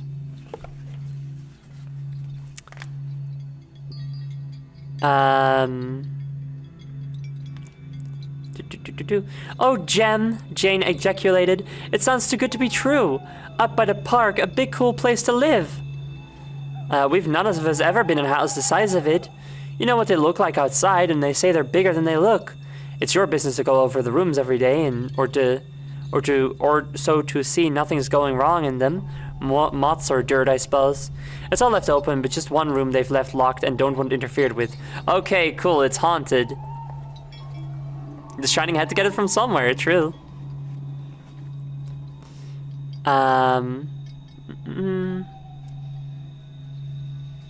It's all left open, but just one room they've left locked and don't want interfered with.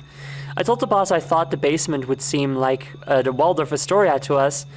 I tell you, I was so glad I scarcely knew what to say. Jane drew a long breath. A big house up there, she said, and only one closed room in it. It's too good to be true. Well, whether it's true or not, we'll move out there tomorrow, Jem answered cheerfully. Tomorrow morning, bright and early. The boss said the sooner the better.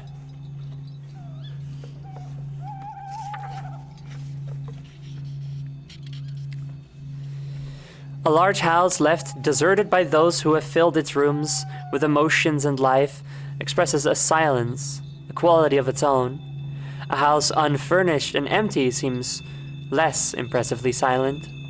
The fact of its devoidness of sound is upon the whole more natural, but carpets accustomed to the pressure of constantly passing feet, chairs and sofas which have held human warmth, draperies used to the touch of hands drawing them aside to let in daylight, pictures which have smiled back at thinking eyes, mirrors which have reflected faces passing hourly in changing moods, elate or dark or longing, walls which have echoed back voices. All these things, when left alone, seem to be held in strange arrest, as if by some spell intensifying the effect of the pause in their existence. The child Judith felt this strongly throughout the entirety of her young being. "How still it is," she said to her mother the first time they were over the place together. "Well, it seems still up here, and kind of dead," Jane Foster answered with her habitual sociable half-laugh. "But it seems to me it always feels that way in a house people's left. It's cheerful enough down in that big basement with all the windows open. We can sit in that room they've had fixed to play billiards in. We shan't hurt nothing. We can keep the table and things covered up. Tell you, Judy, this'll be different from last summer. The park ain't but a few steps away, and we can go and sit there, too, when we feel like it. Talk about the country. I don't want no more country than this is. You'll be made over the months we stay here." Judith felt as if this must veritably be truth. The houses on either side of the street were closed for the summer. Their occupants had gone to the seaside or the mountains, and the windows and doors were boarded up. They boarded up? You boarded up the... I guess they didn't have good... double windows yet. Easier to break in.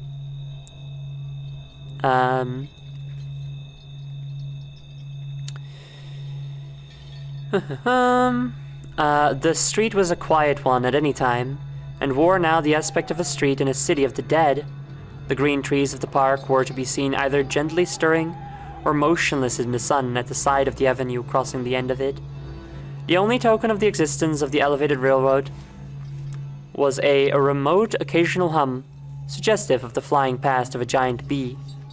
The thing seemed no longer a roaring demon, and Judith scarcely recognized that it was still the center of the city's rushing, heated life. The owners of the house had evidently deserted it suddenly. The windows had not been boarded up, and the rooms had been left in their ordinary condition. The furniture was not covered, or the hangings swathed.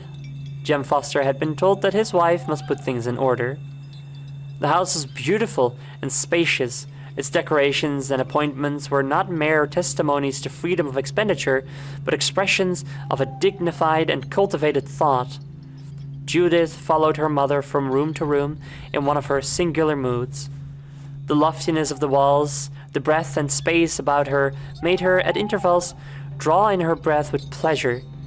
The pictures, the colors, the rich and beautiful textures she saw brought to her the free and at the same time soothed feeling she remembered as the chief feature of the dreams in which she fell awake. But beyond all other things, she rejoiced in the height and space, the sweep of view through one large room into another. She continually paused and stood with her face lifted, looking up at the pictured things floating on a ceiling above her. Once, when she had stood doing this long enough to forget herself, she was startled by her mother's laugh, which broke in upon the silence about them with a curiously earthly sound, which was almost a shock. "Wake up, Judy! Have you gone off in a dream? You look all the time as if you was waking in your sleep." "It's so high," said Judy. "Those clouds make it look like a sky." "I've got to set these chairs straight," said Jane. "Looks like they'd been having a concert here. All these chairs together and that part of the room clear." She began to move the chairs and rearrange them, bustling about cheerfully and taking the while. Presently she stooped to pick something up. "What's this?" she said, and then uttered a startling exclamation. Mercy! They felt so kind of climmy they made me jump. They have had a party. Here's some of the flowers left fallen on the carpet. Now, did the Fae have a concert here after the people that own the building left? Or like was this concert put on by the people that own the building, but then like the Fae interfered or something?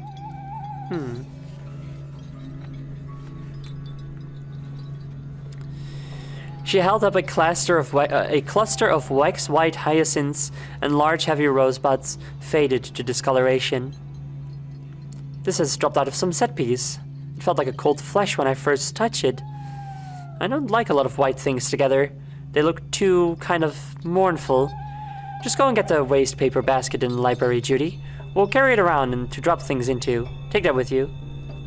Judith carried the flowers into the library and bent to pick up the basket as she dropped them into it. As she raised her head, she found her eyes looking directly into other eyes which gazed at her from the wall. They were smiling from the face of a child in a picture. As soon as she saw them, Judith drew in her breath and stood still, smiling too, in response. The picture was that of a little girl in a floating white frock. She had a deep pimple at one corner of her mouth. Her hanging hair was like burnished copper. She held up a slender hand with pointed fingers. And Judith knew her. Oh, she knew her quite well. She had never felt so near anyone else throughout her life. Judy! Judy! Jane Foster called out. Come here with your basket. What are you staying for? Judith returned to her. We've got to get a move on, said Jane, or we shan't get nothing done before supper time. What was she looking at? There's a picture in there of a little girl I know, Judith said. I don't know her name, but I saw her in the park once, and I dreamed about her. Dreamed about her? If that isn't queer. Well, we've got to hurry up. There's some more of them dropped flowers. Give me the basket. They went through the whole house together, from room to room, up the many stairs, from floor to floor, and everywhere Judith felt the curious stillness and silence. It could not be doubted that Jane Foster felt it also.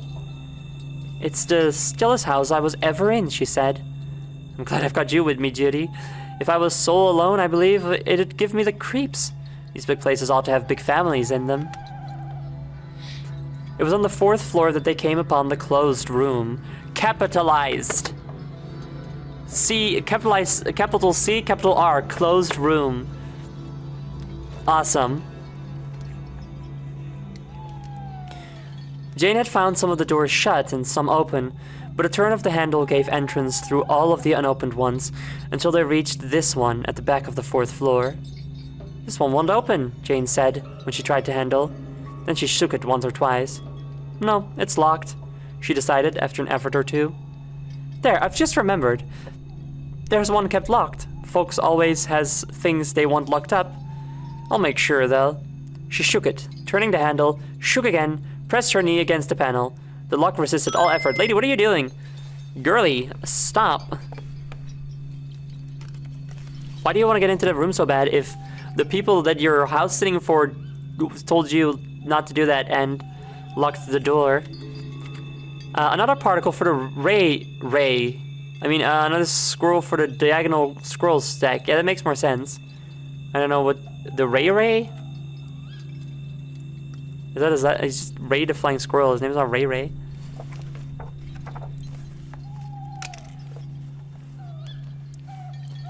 Girl, please. Not going into one room is so easy. It's so easy. This is like, I feel like this is like an early instance of like the phenomenon in horror stories where the child is like, yo, I'm sensible, but then an adult is just like completely fucking stupid and like oblivious to everything, you know? Is it here? Yes, it is. If I was in a house with one locked room, I would make it my sole mission to get in there.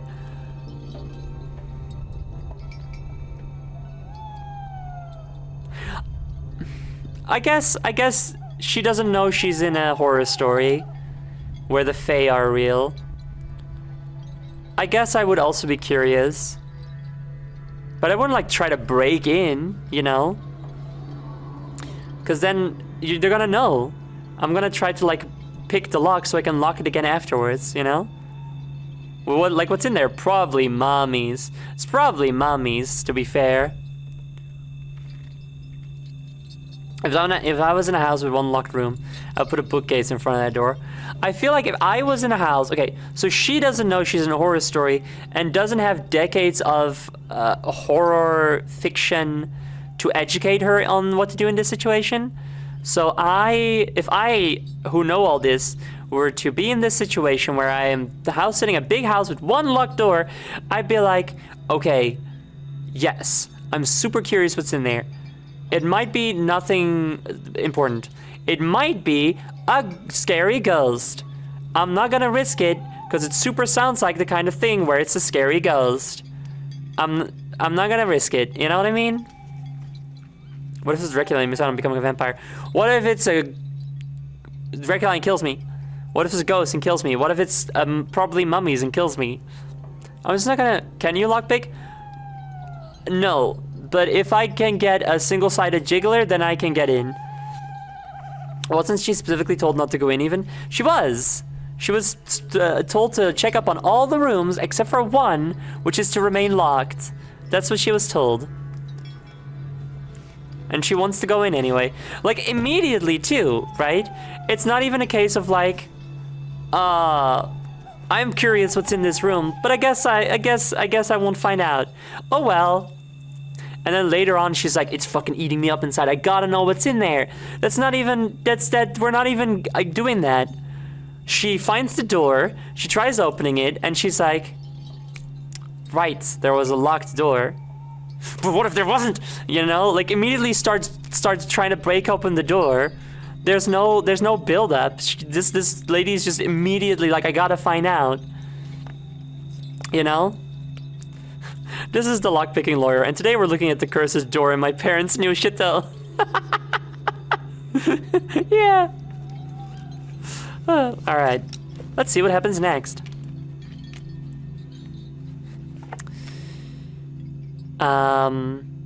Yes, this is the closed one. She made up her mind. It's locked hard and fast. It's the closed one. Yeah. We know. She's got to make sure that this is the locked door and not just one that sticks a little. I guess that is what she's doing actually, but at the same time I feel like that's just what she's kind of saying, since this woman just seems to like say, kind of like casually try to brush things off a lot, you know? It was logically proven to be the closed one by the fact that she found no other one locked as she finished her round of the chambers. Judith was a little too tired before they had done their work, but her wandering pilgrimage through the large, silent, deserted house had been a revelation of new emotions to her. She was also a silent child. Her mind was so full of strange thoughts that it seemed unnecessary to say many words. The things she thought as she followed her from room to room, from floor to floor. What the hell? Shut up.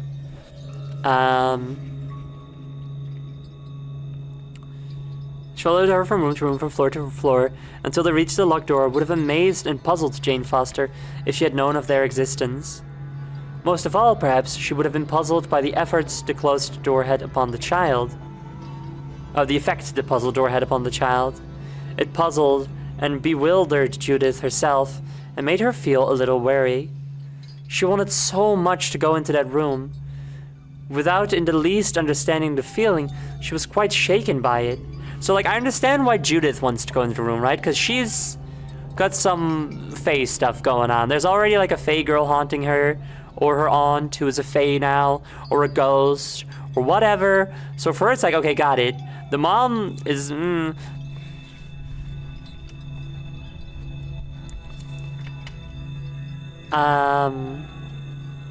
Girlie hasn't spoken since she supposedly had a good night's sleep.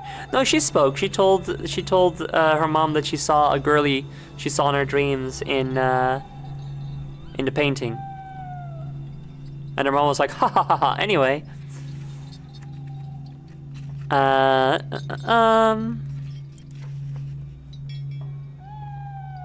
She wanted so much to go into that room. Without in the least understanding the feeling, she was quite shaken by it. It seems as if the closing of all other rooms would have been a small matter in comparison with the closing of this one. There was something inside which she wanted to see. There was something... Somehow there was something which wanted to see her. What a pity that the door was locked. Why had it been done? She sighed unconsciously several times during the evening, and Jane Foster thought she was tired. "But you'll sleep cool soon enough tonight, Judy," she said, "and get a good rest. Them little breezes that come rustling through the trees in the park comes right along the street to us." She and Jem Foster slept well. They spent the evening in the highest spirits, and, as it seemed to them, the most luxurious comfort. The spaces afforded them by the big base. Did I press one? No, I think that was just coincidence. Sorry, I thought I pressed a button on my phone, which is over here, and then also like a chat message appeared from the bot. I was like, did I do that? It's not me.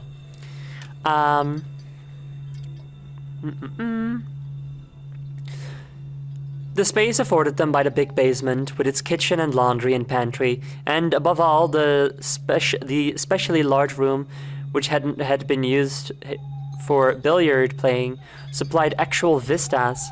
For the sake of convenience and coolness, they used the billiard room as a dormitory, sleeping on light cots, and they slept with all their windows open, the little breezes wandering from among the trees of the park to fan them. Itchy nose, naturally.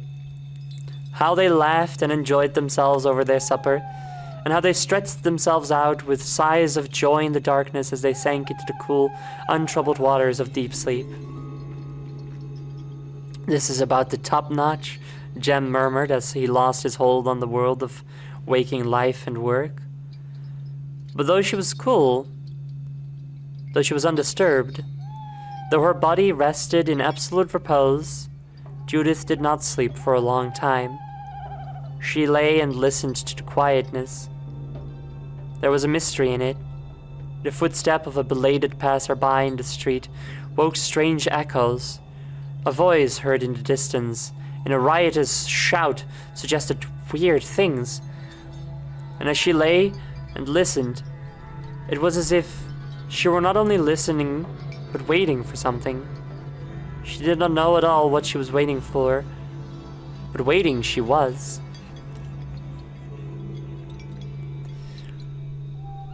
She lay upon her cot with her arms flung out, and her eyes wide open. What was it that she wanted? That which was in the closed room. Why had they locked the door? If they had locked the doors of the big parlors, it would not have mattered. If they had locked the door of the library, her mind paused, as if for a moment. Something held it still. And she remembered that to have locked the doors of the library would have been to lock in the picture of the child with the greeting look in her eyes and the fine little uplifting hand. She was glad the room had been left open. But the room upstairs, the one on the 4th floor, that was the one that mattered most of all. She knew that tomorrow she must go and stand at the door and press her cheek against the wood and wait and listen. Thinking this, and knowing that it must be so, she fell, at last, asleep. And that's the end of the first chapter of this short story. And we're almost at estrogel time, break time. So we're gonna, it's a perfect moment to take a break. That's probably fine to do, yeah, exactly. Now, as it stands, I don't know if this is gonna be a type of story where it's gonna be bad for her, necessarily. Like, she's gonna get taken by the Fae and stuff, but maybe she'll be happier there. Who's to say? Right? Who knows? Like, her parents will be sad, and it'll be like a sad story because this child was taken from this world. But like, if she's happier, then that's good, right? We'll see how it goes. I think everything's gonna go her way. I agree. I think everything's gonna be really good. Hey, why aren't you guys? Oh no. Is it because I never actually started Twitch integrated? No. Oh, I never actually started tits. I'm so sorry. I'm doing it now though. I just did my your injection. Nice. Estrogen break time? Yes, it is. In just a moment. Ooh. Just a moment. Let's try this again. There we go. Now everything's good. Don't worry, Kira Cat. There are tits. We got them. But yes, we're gonna take a break. I like this story. I like the previous story a lot. I like this one. This one's really nice. It's very interesting that it's set in a city environment. I like it very much. But yes, we're gonna take a 20 or so minute break. We're gonna put on some spooky tunes, not the ambience. We're gonna save that for when we start reading again. 20 or so minute break. Put some nice music. I'm gonna do my estrogel. If you guys have any medicine you have to take, please remember to do so. Also remember to stay hydrated. Very important. Stretch your leggies. Maybe get some snackies. And also you guys confused on the concept of estrogel break time.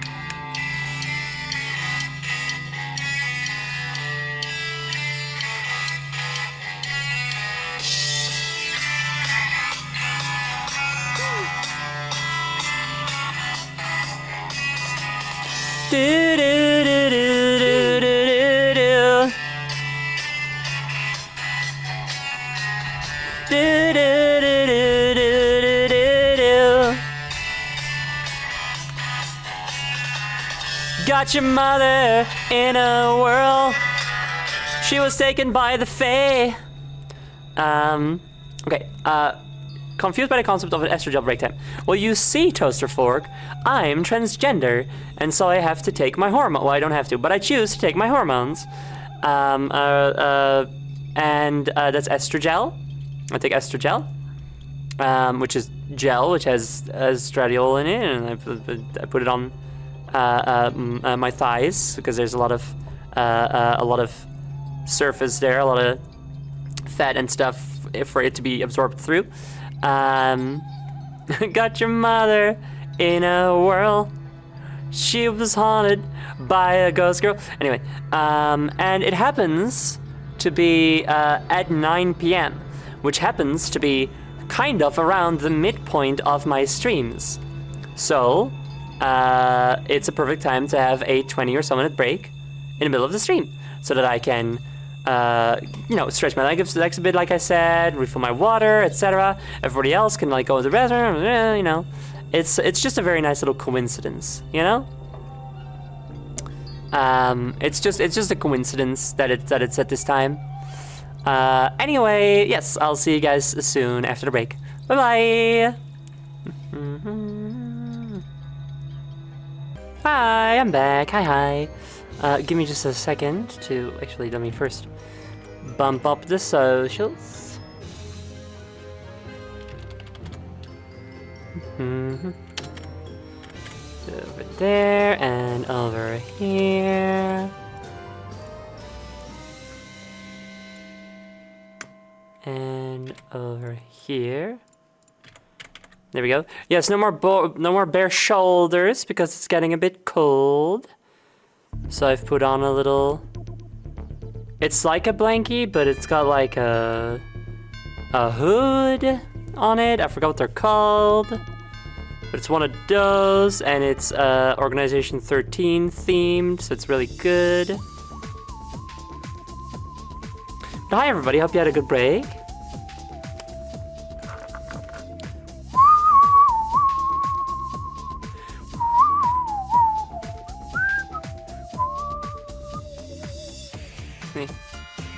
Kind of struggling right now, that's weird. There we go. If you're just joining us, hi. We're reading a book, a scary book. Actually, it's an anthology of scary. Well, not an anthology. It's a collection of old scary stories about the Fae. Currently reading one about a little girl who does The Shining, but it's not The Shining yet because it's from the 1900s. Early 1900s too.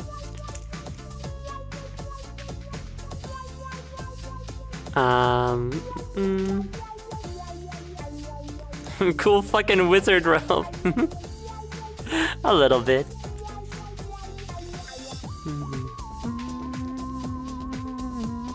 That sounds way too scary. No, it's doesn't matter. You have to face your fear. You gotta do it.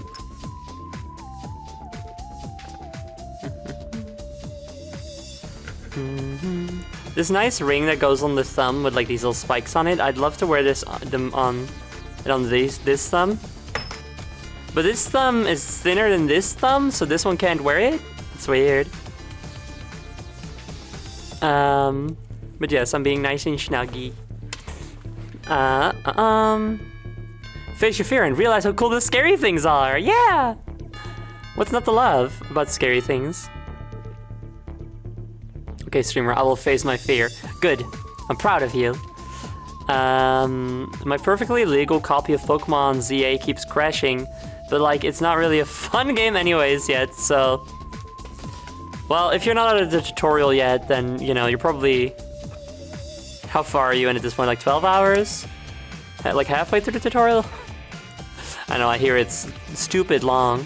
And I see it's stupid long too, but I don't know how long exactly. Also, Chromatrees, thank you for your egg. Beep. Okay. And with that... What is the bat doing in the mic? Oh, it's, she's stealing all the pops in the pop filter so that we have less pops.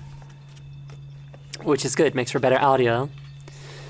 So, Judith, for those of you who weren't here yet for the first part of this story, Judith is a little girl. She's autistic because she really doesn't like loud noises and likes to play by herself, talk to herself in the corner. And she's probably being haunted by the Fae or something. It's unclear. But her family is currently house sitting for a big mansion. And this big mansion has one room that is locked up and they're not allowed to go inside. But Judith really wants to know what's inside. Like, she feels super compelled to know what's inside, you know?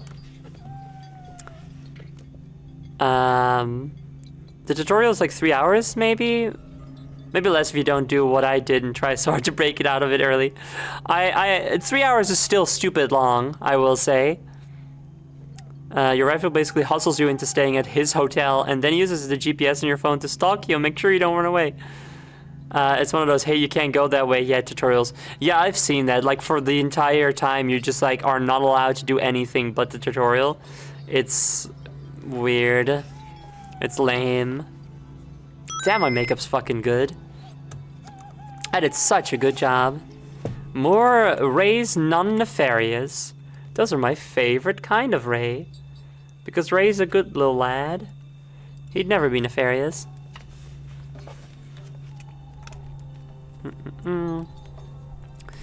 It's probably better if you go for the cross-dressing meta so your rifle is a girl. Yes, I imagine so. I assume it also works the other way, right? For the yaois.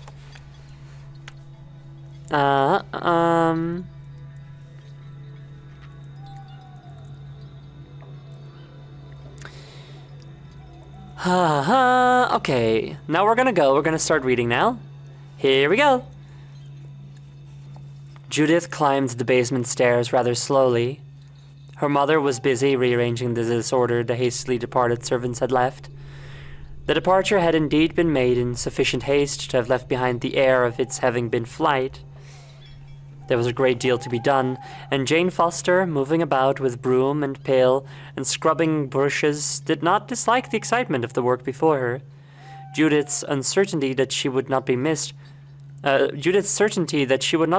made all clear before her. If her absence was observed, her mother would realize that the whole house lay open to her, and that she was an undisturbing element wheresoever she was led, either by her frenzy or by circumstance.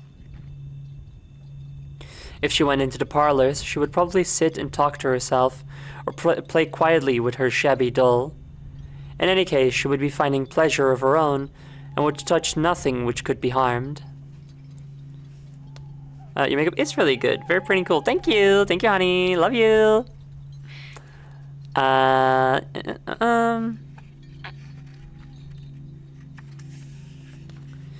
When the child found herself in the entrance hall, she stopped a few moments to look about her. The stillness seemed to hold her, and she paused to hear and feel it. In leaving the basement behind, she had left the movement of living behind also. No one was alive upon this floor, nor upon the next, nor the next. It was as if one had entered a new world, a world in which something existed which did not express itself in sound or in things one could see. Chairs held out their arms to emptiness. Cushions were not pressed by living things. Only the people in the pictures were looking at something, but one could not tell what they were looking at. But on the fourth floor was the closed room. Again, capital C, capital R, closed room. Which she must go to. Because she must go to it. That was all she knew. She began to mount the stairs, which led to the upper floors. Her shabby doll was held against her hip by one arm. Her right hand touched the wall as she went. She felt the height of the wall as she looked upward. It was such a large house, and so empty.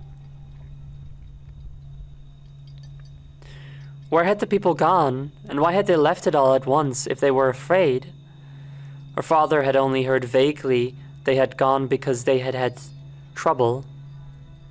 She passed the second floor, the third, and climbed towards the fourth. She could see the door of the closed room as she went up, step by step, and found herself moving more quickly. Yes, she must get to it. She must put her hand on it. Her chest began to rise and fall with a quickening of her breath, and her breath quickened because her heart fluttered, as if with her haste. She began to be glad, and if anyone could have seen her, they would have been struck by a curious expectant smile in her eyes.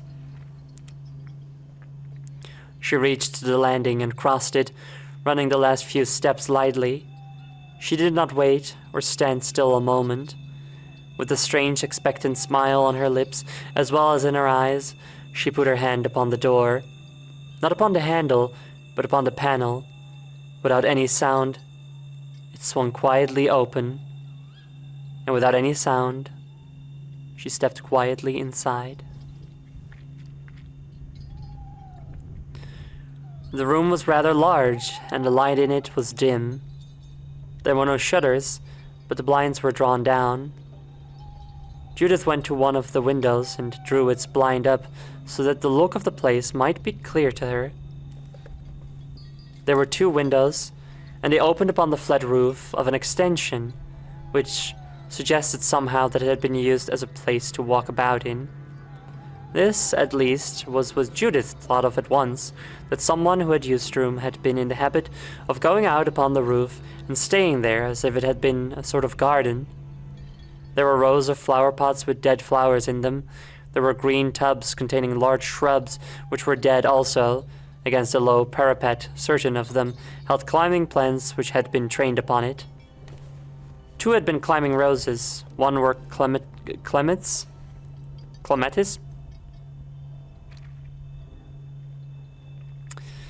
But Judith did not know them by name. The ledge of the window was so low that a mere step took her outside. So taking it, she stood among the dried, withered things and looked in tender regret at them. "I wish they were not dead," she said softly to the silence. "It would be like a garden if they were not dead." The sun was hot, but a cool little breeze seemed straying up from among the trees of the park. It even made the dried leaves of the flowers tremble and rustle a little.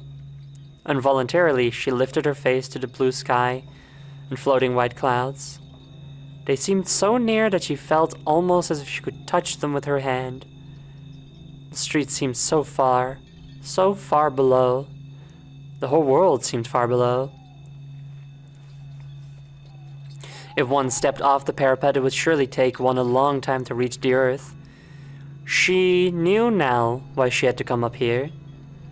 It was so that she might feel like this, as if she was upheld far away from things, as if she had left everything behind, almost as if she had fallen awake again. There was no perfume in the air, but all was still and sweet and clear.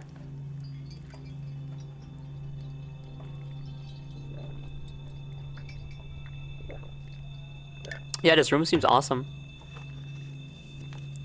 Suddenly she turned and went into the room again, realizing that she had scarcely seen it all, and that she must see and know it.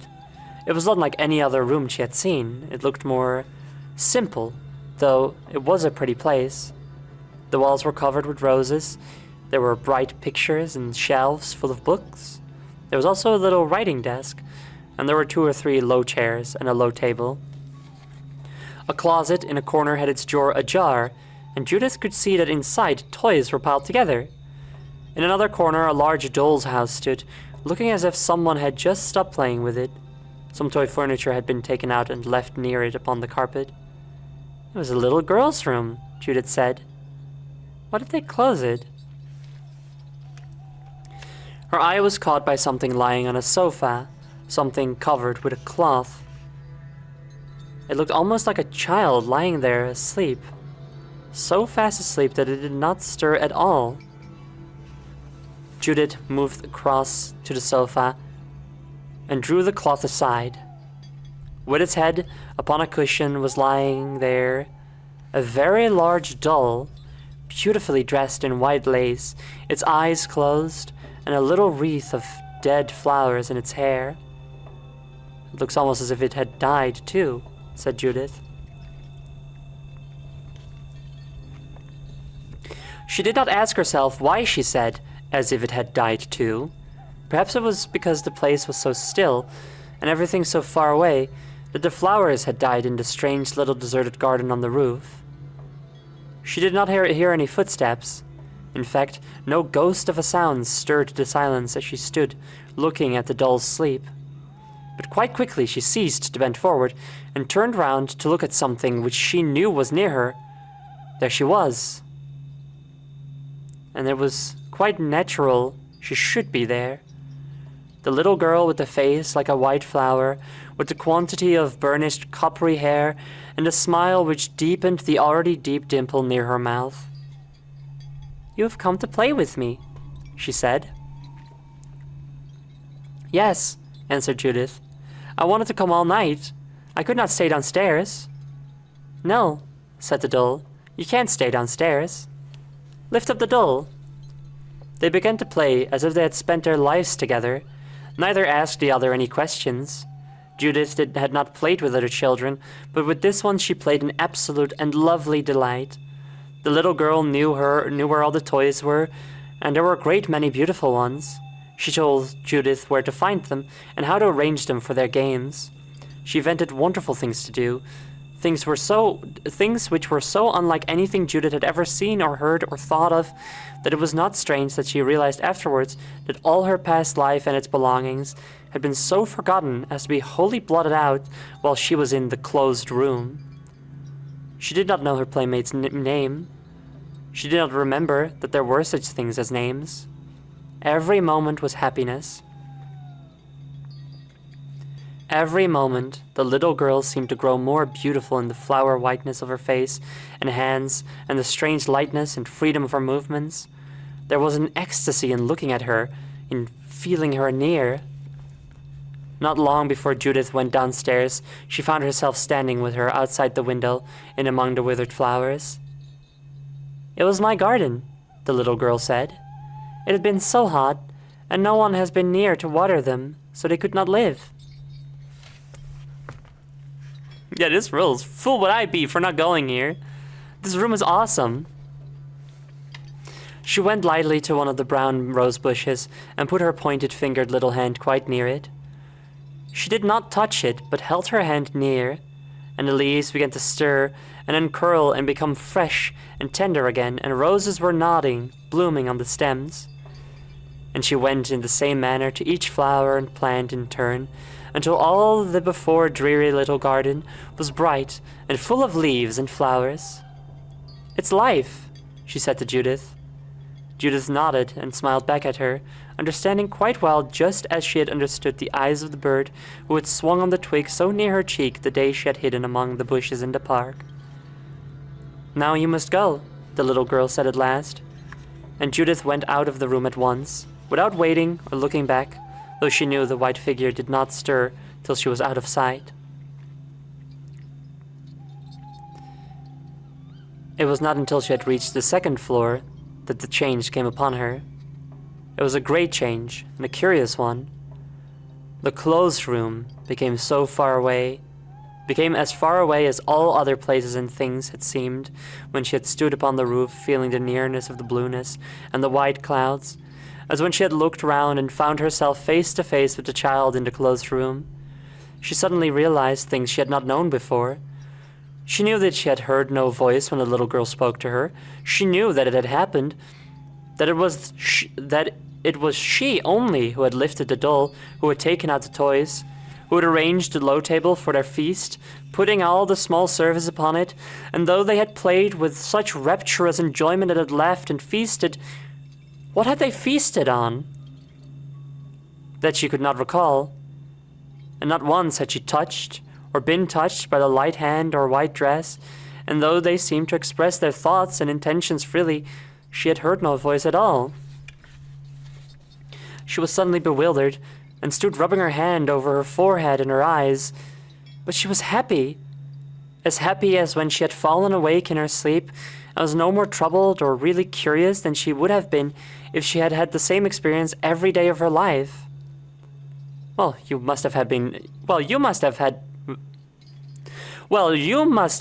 having a good time playing upstairs," Jane Foster said when she entered the big kitchen. "This is going to do you good, Judy. Looks like she's had a day in the country, doesn't she, Jem?" Through the weeks that followed, her habit of old grammar is missing commas sometimes where new grammar would put them, and it confuses me greatly. Through the weeks that followed, comma, her habit of playing upstairs was accepted as a perfectly natural thing. No questions were asked, and she knew it was not necessary to enter into any explanations. Every day she went to the door of the clothes room, and, finding it closed, at a touch of her hand upon the panel it swung softly open. There she waited, sometimes for a longer, sometimes for a shorter time, and the child with the coppery hair came to her. The world below was gone as soon as she entered the room, and through the hours they played together, joyously as happy children play. But in their playing it was always Judith who touched the toys, who held the doll, who set the little table for their feast. Once, as she went downstairs, she remembered that when she had that day made a wreath of roses from the roof, and had gone to put it on her playmate's head, she had drawn back with deepened dimple and, holding up her hand, had said, laughing, "No, do not touch me." But there was no mystery in it after all. Judith knew she should presently understand. She was so happy that her happiness lived in her face in a sort of delicate brilliance. Jane Foster observed the change in her with exceeding comfort, her view being that spacious quarters, fresh air, and sounder sleep had done great things for her. "Them big eyes of hers ain't like no other child's eyes I've ever seen," she said to her husband with cheerful self-gratulation. "And her skin's that fine and thin and fair you can just see through it. Is she turning into a ghost? She always looks to me as if she was made out of different stuff from me and you, Jem. I've always said it." "She's going to make a corking handsome girl," responded Jem with a chuckle. They had been in the house 2 months, when one afternoon, as she was slicing potatoes for supper, Jane looked round to see the child standing in the kitchen doorway, looking with a puzzled expression at some wilted flowers she held in her hand. Jane's impression was that she had been coming into the room and had stopped suddenly to look at what she held. "What have you got there, Judy?" she asked. "They're flowers," Judy said, her eyes still more puzzled. "Where'd you get them from? I didn't know you'd been out. I thought you was upstairs." I was, said Judith quite simply. In the closed room. Jane Foster's knife dropped into her pan with a splash. Well, she gasped. Judith looked at her with quiet eyes. The closed room, Jane cried out. What are you saying? You couldn't get in? Yes, I can. Jane was conscious of experiencing a shock. She said afterwards that suddenly something gave her the creeps. You couldn't open the door, she persisted. I tried it again yesterday as I passed by, turned the handle and gave it a regular shove, and it wouldn't give an inch. Yes, the child answered. I heard you. We were inside then. A few days later, when Jane weepingly related the incident to awe-stricken and sympathizing friends, she described as graphically as her limited vocabulary would allow her to do so the look in Judith's face as she came nearer to her. Don't tell me there was nothing happening then, she said. She just came up to me with them dead flowers in her hand and a kind of look in her eyes as if she was half sorry for me and didn't quite know why. The door opens for me, she says. That's where I play every day. There's a little girl comes and plays with me. She comes in at the window, I think. She likes the picture in the room where the books are. Her hair hangs down and she has a dimple near her mouth. I couldn't never tell anyone what I felt like. It was as if I'd got a queer fright that I didn't understand. She must have come over the roof from the next house, I says. They've got an extension too, but I thought the people were gone away. There are flowers on our roof, she said. I got these there, and that puzzled look came into her eyes again. They were beautiful when I got them, but as I came downstairs, they died. Well, of all the queer things, I love all the queer, so good, things I said. She put out her hand and touched my arm, sort of loving and timid. I wanted to tell you today, Mother, she said. I had to tell you today. You don't mind if I go play with her, do you? You don't mind? Perhaps it was because she touched me that queer, little loving way. Or was it the way she looked? It seemed like something came over me and I just grabbed her and hugged her up. No, I says, so as you come back. And to think... And Jane rocked herself, sobbing. I think she's gonna not come back and be taken by the Fae. A point she dwelt on with many tears was that the child seemed in a wistful mood and remained near her side, bringing her little chair and sitting by her as she worked, and rising to follow her from place to place as she moved from one room to the other. She was never one as kissed too much or hung about like some children do. I always used to say she was the least bother of any child I ever knew. Seemed as if she had company of her own when she sat in her little chair in the corner, whispering to herself, or just sitting quiet. This was a thing Jane always added during all the years in which she told the story. That was what made me notice. She kept by me, and she kept looking at me different from any way I'd seen her look before. Not pitiful, exactly, but something like it. And once she came up and kissed me, and once or twice she just kind of touched my dress or my hand as I stood by her. She knew. No one need tell me she didn't. But this was an error. The child was conscious only of a tender, wistful feeling, which caused her to look at the affectionate, healthy young woman who had always been good to her and whom she belonged to, though she remotely wondered why. The same tenderness impelled her to touch her arm, hand, and simple dress, and folding her arms round her neck, to kiss her softly. It was an expression of gratitude for all the rough, casual affection of the past. All her life had been spent at her side. All her life on earth had been sprung from her. When she went upstairs to the closed room the next day, she told her mother she was going before she left the kitchen. I'm going to play with the little girl, Mother, she said. You don't mind, do you? Jane had an evening of comfortable domestic gossip.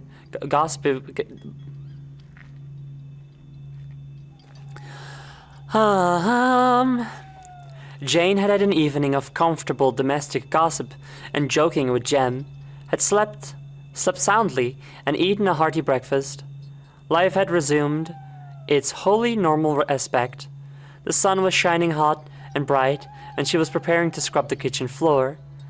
She believed that the child was mistaken as to the room she had been in. "That's all right," she said, turning the hot water spigot over the sink so that the boiling water poured forth at full flow into her pail with clouds of steam. "But when I've done my scrubbing, I'm coming up to see if it is the clothes room you play in.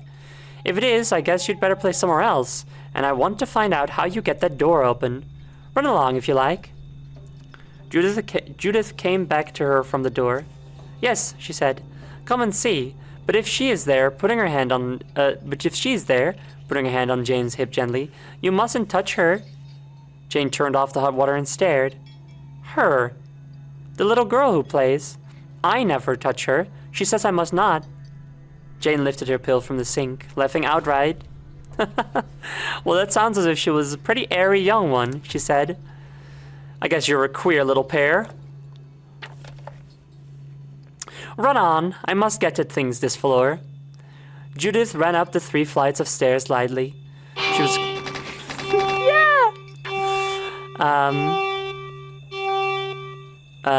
Judith ran up the 3 flights of stairs lightly.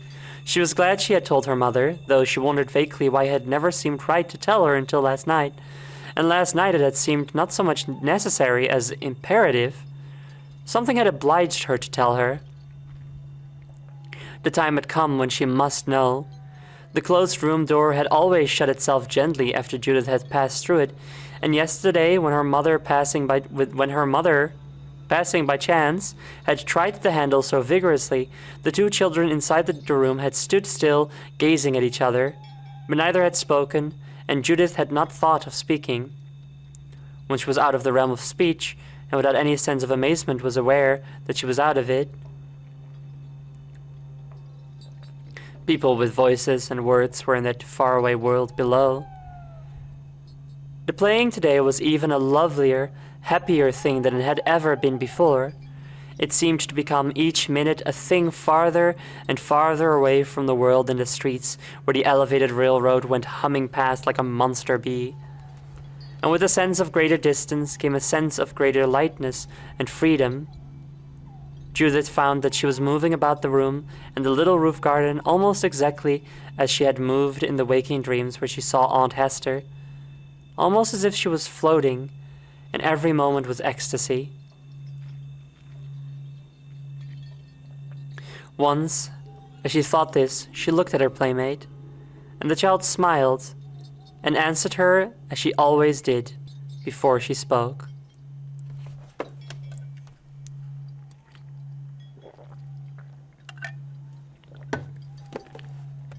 "Yes," she said. "I know her. She will come. She sent me." "Does it mean this isn't Aunt Hester? They can be Yuri? What a wonderful time this is." She had this day a special plan with regard to the arranging of the closed room. She wanted all things in it, the doll, the chairs, the toys, the little table and its service to be placed in certain positions. She told Judith what to do. Various toys were put here and there. The little table was set with certain dishes in a particular part of the room. A book was left lying upon the sofa cushion. The large doll was put into a chair near the sofa, with a smaller doll in its arms. On the small writing desk, a letter, which Judith found in a drawer, a half-written letter, was laid. The pen was left in the ink. It was a strange game to play, but somehow Judith felt it was very pretty. They never stop capitalizing the C and the D in close to the door, by the way, which I love.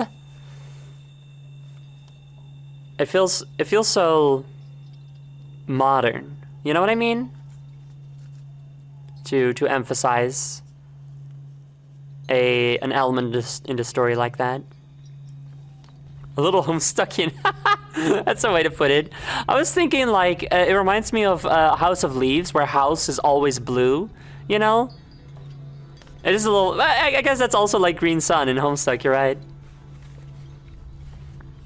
It's just this one element, closed room, 2 words, innocuous, and yet by capitalizing them, it gives it so much menace, you know? Very good. When it was all done, and there were many curious things to do, the closed room looked quite different from the cold, dim, orderly place the door had first opened upon. Then it looked as if everything had been swept up and set away and covered and done with forever, as if the life in it had ended and would never begin again. Now it looked as if some child who had lived in it and loved and played with each of its belongings had just stepped out from her play to some other room quite near. The big doll in its chair seemed waiting, even listening to her voice as it came from the room she had run into. The child with the burnished hair stood and looked at it with her delicious smile. "That is how it looked," she said. "They came and hid and covered everything, as if I had gone, as if I was nowhere. I want her to know I come here. I couldn't do it myself. You could do it for me. Go and bring some roses." The little garden was a wonder of strange beauty, with its masses of flowers. Judith brought some roses from the bush for her playmate pointed out. She put them into a light bowl, which was like a bubble of thin, clear glass, and stood on the desk near the ladder. "If they would look like that," the little girl said, "she would see me. But no one sees them like that, when the life goes away with me." After that, the game was finished, and they went out on the roof garden and stood and looked up into the blue above their heads. How blue, how clear, how near and real, and how far and unreal the streets and sounds below. The two children stood and looked up and laughed at the sweetness of it. Then Judith felt a little tired. "I will go and lie down on the sofa," she said. "Yes," the little girl answered. "It's time for you to go to sleep." They went into the closed room, and Judith lay down. As she did so, she saw that the door was standing open, and remembered that her mother was coming up to see her and her playmate. The little girl sat down by her. She put out her pretty fine hand and touched Judith. For the first time, she laid her little pointed fingers on her forehead, and Judith fell asleep. It seemed only a few minutes before she wakened again. The little girl was standing by her. "Come," she said. They went out together onto the roof among the flowers. But a beautiful thing had happened. The garden did not end at the parapet, and the streets and houses were not below. The little garden ended in a broad green pathway, green with thick, soft grass and moss, covered with trembling white and bluebell-like flowers, trees, fresh leaves as if spring had just awakened them, shaded it and made it look smiling fair. Great white blossoms tossed on their branches, and Judith felt that the scent in the air came from them. She forgot the city was below, because it was millions and millions of miles away, and this was where it was right to be. There was no mistake. This was real. All the rest was unreal, and millions of miles away. They held each other's slim, pointed hands and stepped out upon the broad, fresh green pathway. There was no boundary or end to its beauty, and it was only another real thing that coming towards them from under the white, flowering trees was Aunt Hester. Confirmed. The girl isn't Aunt Hester. They're Yuri. Fuck yes. You'll love to see it. In the basement, Jane Foster was absorbed in her labors, which were things whose accustomedness provided her with pleasure. She was fond of her scrubbing. She enjoyed the washing of her dishes. She definitely entertained herself with the splash and soapy foam of her wash tubs and the hearty smack and swing of her ironing. In the days when she had served at the ribbon counter in a department store, she had not found life as agreeable as she had found it since the hours which were not spent at her own private sewing machine were given to hearty domestic duties, providing cleanliness, savory meals, and comfort for Jem. She was so busy this particular afternoon that I gotta say, like, the even though this is written by a woman, the way that the mom is depicted as just like, I love being a housewife. I love providing for my husband. It's all I care about, cleaning and providing for my husband. Okay, you know? But the book is also Yuri, so it gets a pass.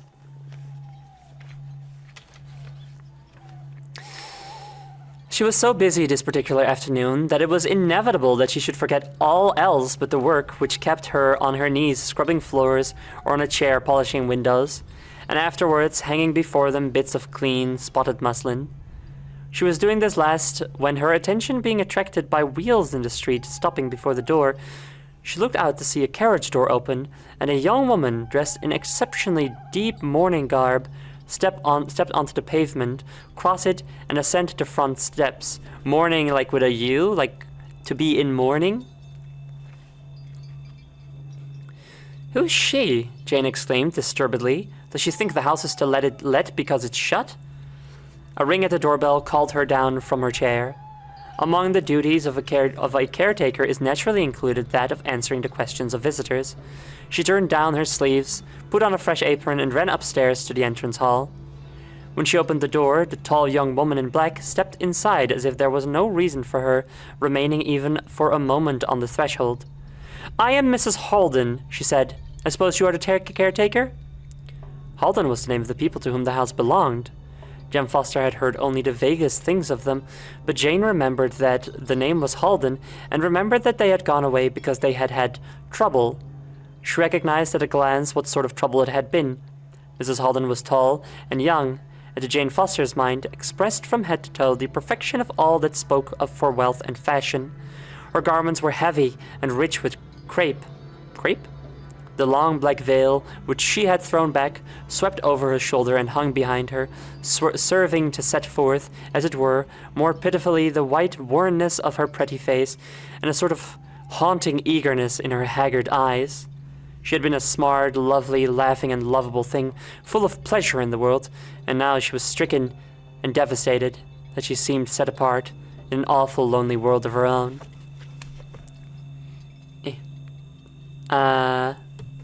I've gotta go, but even though I've only experienced a small part of the story, it was very relaxing. Fear confronted. Good job. I'm glad you weren't scared by the horror story. I will say it's not... I understand the horror in it. It's told in such a sweet way, though. Thank you, streamer, and have fun, Winnie. Thank you for coming, Lutz. Goodbye. Itchy nose still. Oh, my poor itchy nose.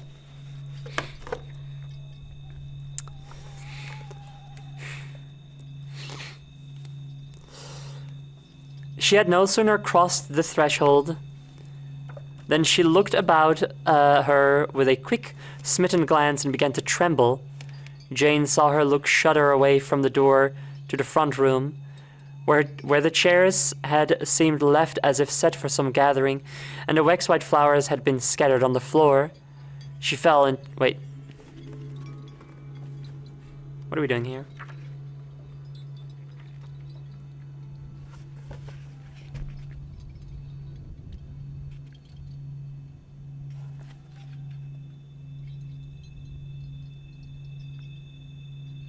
Okay, yeah, that's just what's happening. She had no sooner crossed the threshold than she looked about her with a quick, smitten glance and began to tremble. Jane saw her look shudder away from the open door to the front room, where the chairs had seemed left as if set for some gathering, and the wax-white flowers had been scattered on the floor. Oh, this is different. This is new.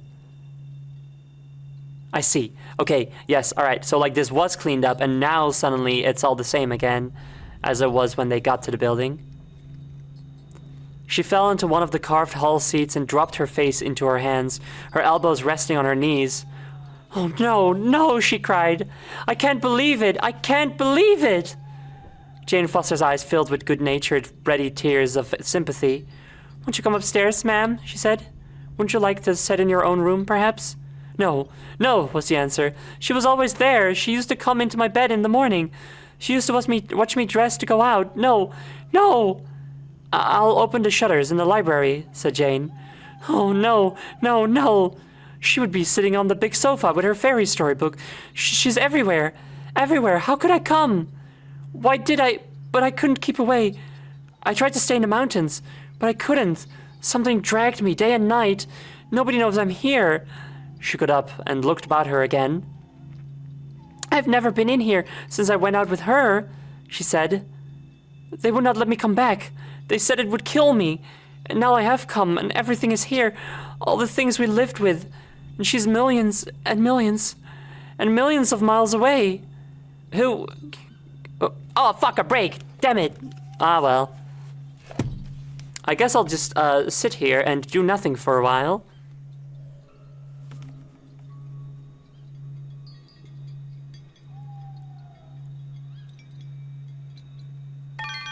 Oh, I'll take a sippy, thank you. Cheers.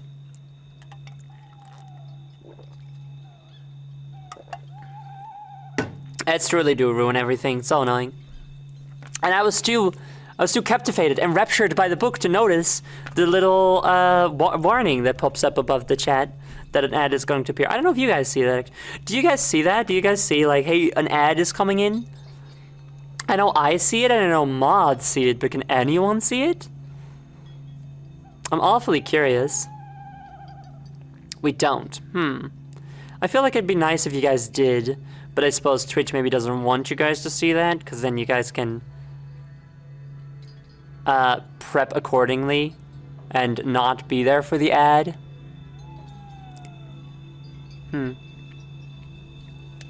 So this woman who just came in, I assume is the woman used to live in this building, is part of the family that was living in this building previously and has moved to the mountains, and so they're taking care of the house for this family, and so she was being called by the little girl. Cool hiccups. Hope that's gone before the break ends. That'll be really funny if I have that during reading the book.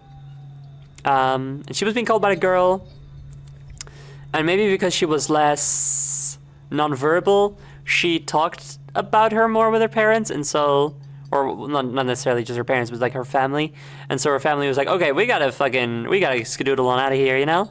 I think she's the mother of the ghost girl. I don't know though, because like she came here from the mountains. She was called here from the mountains. She couldn't stay away, right? And she's saying like, oh yeah, she was always here. She was there. She was there. She seems to be like more compelled, and she and her family probably went to the mountains because her family was like, okay, right, we gotta get her away from this house because we're fucking cursed. She can't go in that room anymore. You know what I mean? That's what I'm getting. That's what I'm guessing at least. But it's interesting then that she would be called by the little girl, because doesn't it seem logical that the little girl would only call to other little girls? You know, other children? Like Aunt Heather or whatever her name was. Who also was like, what, 15? You know? Anyway, break is over, so let's get back to it and find out.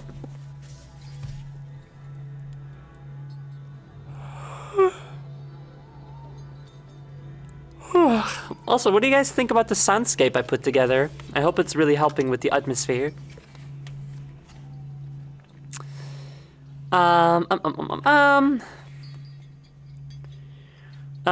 She would be sitting on the big sofa with her fairy story book.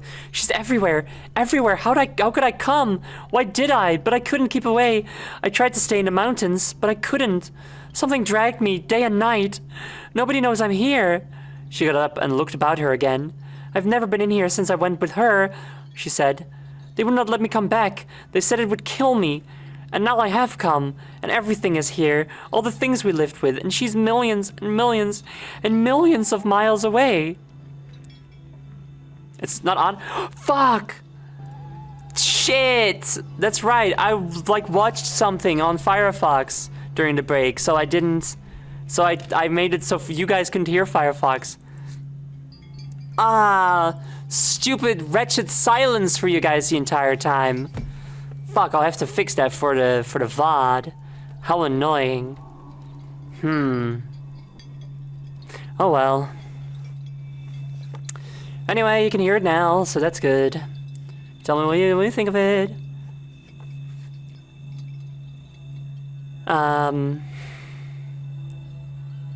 Who was it? Jane asked timidly in a low voice. It was my little girl, the poor young beauty said. It was my little Andrea. Her portrait is in the library. Oh, she is the mom. You were right, Kira Cat. It's okay. I was focused on the story, so... Yeah, but you would have been even more focused if there was nice ambience, is the thing. It wasn't bad. Your voice carries the ambience well enough. Oh, well, that's nice of you to say, at least. Jane began to tremble somewhat herself. She began and ended. She's dead?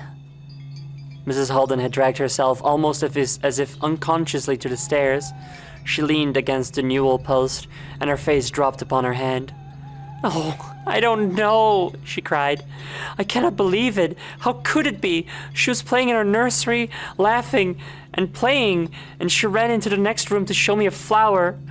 And as she looked up at me, laughing, I tell you, laughing, she sank slowly down on her knees, and the flower fell out of her hand quietly, and everything went out of her face. Everything was gone away from her, and there was never anything more.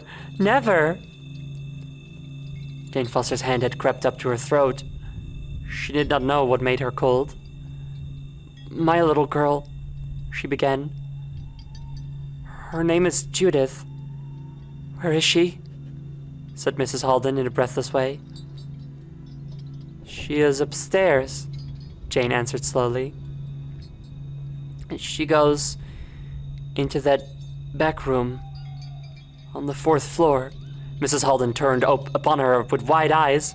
It is locked, she said. They put everything away. I have the key. The door opens for her, said Jane. She goes to play with a little girl who comes to her. I think she comes over the roof from the next house. There is no child there, Mrs. Holden shuddered. But it was not with horror. There was actually a wild dawning bliss in her face. What is she like? She is like the picture, Jane scarily knew for her own monotone voice. The world of real things was being withdrawn from her, and she was standing without its pale, alone with this woman in her wild eyes. She began to shiver because her warm blood was growing cold. She is a child with red hair, and there is a deep dimple near her mouth, Judith told me. You must not touch her. She heard a wild gasp, a flash of something at once anguish and rapture blazed across the haggard young face, and with a swerving as if her slight body had been swept round by a sudden great wind, Mrs. Holden turned and fled up the stairs. Jane Foster followed. The great wind swept her upward too. She remembered no single intake or outlet of breath until she was upon the 4th floor. The door of the closed room stood open wide, and Mrs. Holden was swept within. Jane Foster saw her stand in the middle of the room a second, a tall, swaying figure. She swirled to look about her and flung up her arms with an unearthly, rapturous, whispered cry. It is all as she left it when she ran to me and fell. She has been here to show me it is not so far. She sank slowly upon her knees, wild happiness in her face, wild tears pouring down it. She has seen her. And she stretched forth yearning arms towards the little figure of Judith, who lay quiet upon the sofa in the corner. Your little girl has seen her, and I dare not waken her. She is asleep. Jane stood by the sofa, looking down. When she bent and touched the child, the stillness of the room seemed to have gone into her blood. No, she said, quivering, but with a strange simplicity. No, not asleep. It was this way with her Aunt Hester.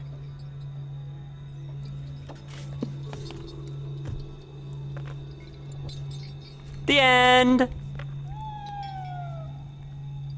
That is definitively a horror story, and yet it's very twofold. It's very, like, is it scary?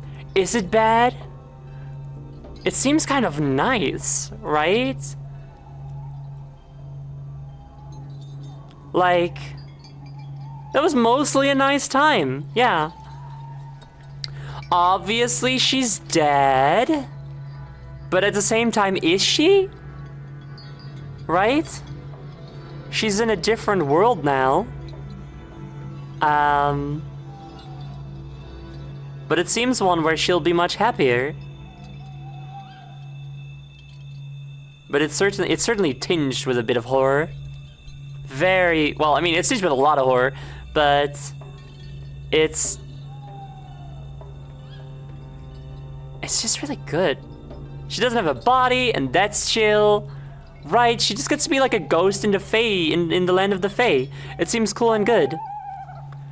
The real Yuri was the ghost the black mold made us hallucinate along the way. And isn't that what love is all about? How beautiful. That was super good. That was really fucking good. I liked that story so much. It was nicely written. I just the juxtaposition between like the horror but the niceness of it, you know?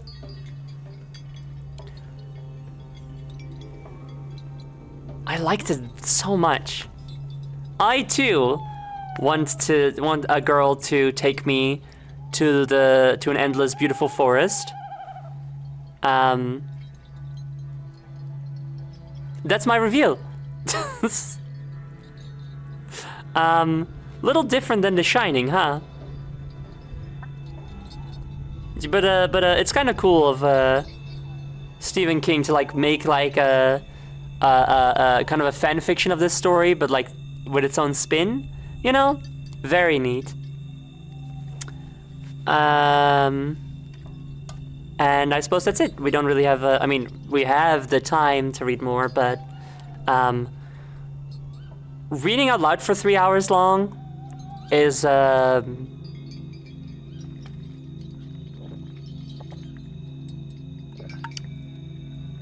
costly in here. Well, in here, like, not the boobs, the lungs. That's thirsty work. That's, yeah. The lesson I learned is go into every room I'm told not to enter. Something Yuri might happen if I do. Super worth it. I'm gonna go into buildings I'm not supposed to, because then every room is one I'm not allowed to enter, meaning I have the highest possibility of Yuri happening. Isn't that...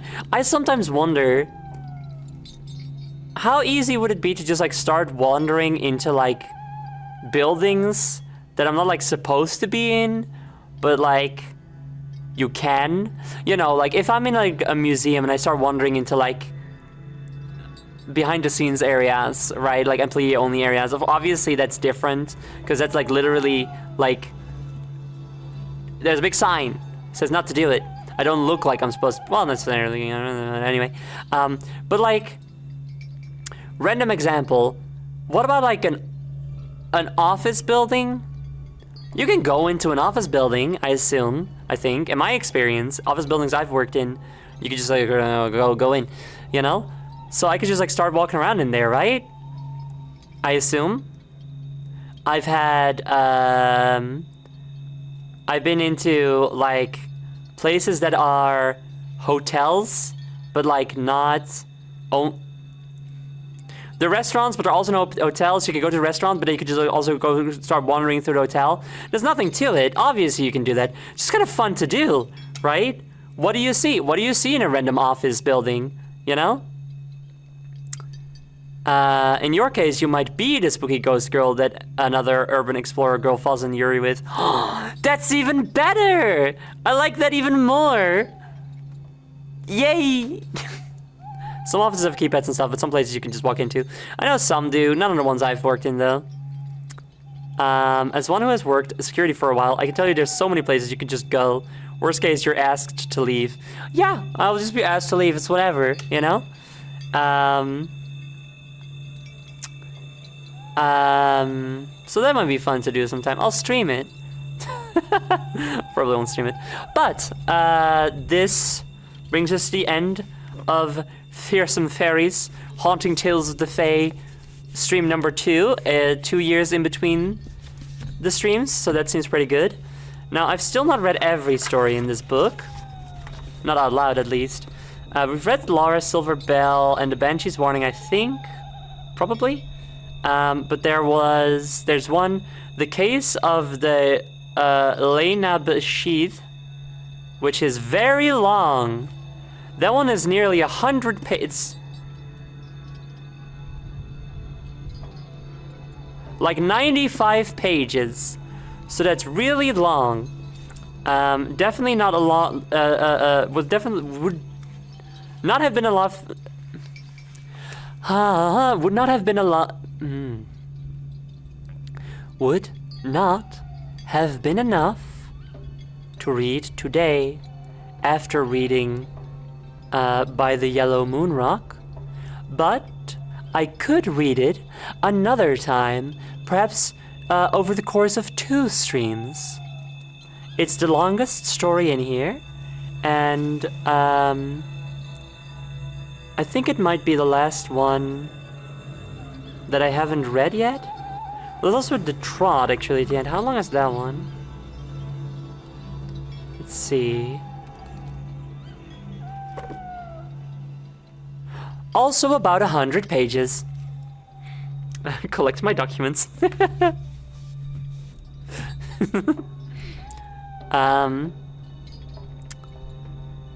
So yeah, I might do that sometime if you guys are interested in that. You know, I like doing Book Nook streams. It's good for my confidence when I'm like on camera for a long time, you know? So let me know if you guys want more of that. For now... Oh, also I thought it might be fun to read either Winnie the Pooh or Sherlock on stream sometimes. I got a book. I found it in a treasure chest along the road sometime. A book of the complete collection of all Sherlock Holmes stories. So that could be fun to read a couple of those because Sherlock Holmes is really funny. I know. I've never actually read it. I just kind of know about it. I have the book. I just haven't read it. Yeah, you know. Can we read BBC Sherlock 2? Yeah, I'll download the script to BBC Sherlock, and I'll read that, and... Excuse me. And then I'll probably stop reading it at some point. I think that's how it would go. Anyway, yeah, let me know if you guys want more of this book, since there's at least like 400 pages worth of story we haven't read yet. Maybe I can read the script work, that's true. But for now, that'll be the end of the stream. So I hope you guys liked it. These stories were super good. This book is just very awesome. I've read some other little collections of stories and such, and they're not always awesome. So far, this one I like all of them. They've all been bangers. Looks like I'm gonna eat it. And I liked it. I had a fun time doing it. Yay! I don't have anything else to say. That's it. I also beg for more metal skin. She's right. Maybe we can find the secret script for the actual series finale in the script pages. That could be fun, even though I've never watched Sherlock, so... Gotta get a brain power overlay graphic to put on when Sherlock is using his thinking powers. I gotta make like a video, like a green screenable video with like a bunch of random bullshit and pictures of whatever and a hot dog floating around, and of course like someone failing to put a USB into the thing, and it's an alcoholist. Anyway, I have also only watched the H-Bomber guy video on it. Really good video. Anyway, hope you enjoyed it. Hope you you enjoyed seeing my face do this. I'll be back tomorrow together with my girlfriend Noelle as we continue playing through Knights and Bikes, which has much in common with this book, really, because there's ghosts and it's English. Yeah, Gauntlet Queen. You can find me anywhere you want to find me. I don't know why I'm so like. I guess because I have a hankering to keep reading, but I'm not gonna do that because it's late. But I have a hard time ending the stream now, which is fucked up. It's like something in this book is calling to me. But shut up. I'm gonna raid someone. We are gonna raid someone together.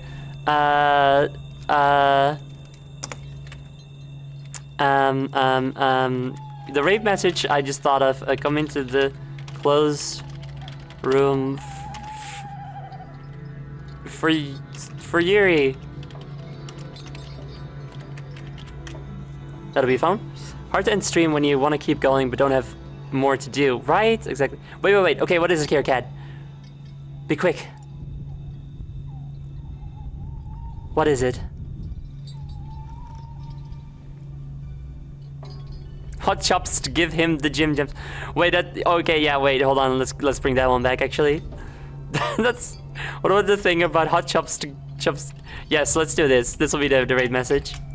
Yes, very good, very good. Hot chops to give him the gym jams. Thank you for remembering that, Kira Cat and KQ Gray. Thank you very much. So, we are going to raid... Frogcast is playing Soma for the first time. No spoilers, everybody. I know we all love Soma because it's a really good game, but no spoilers, and I should have dimmed the light for better spooky atmosphere. Oh well.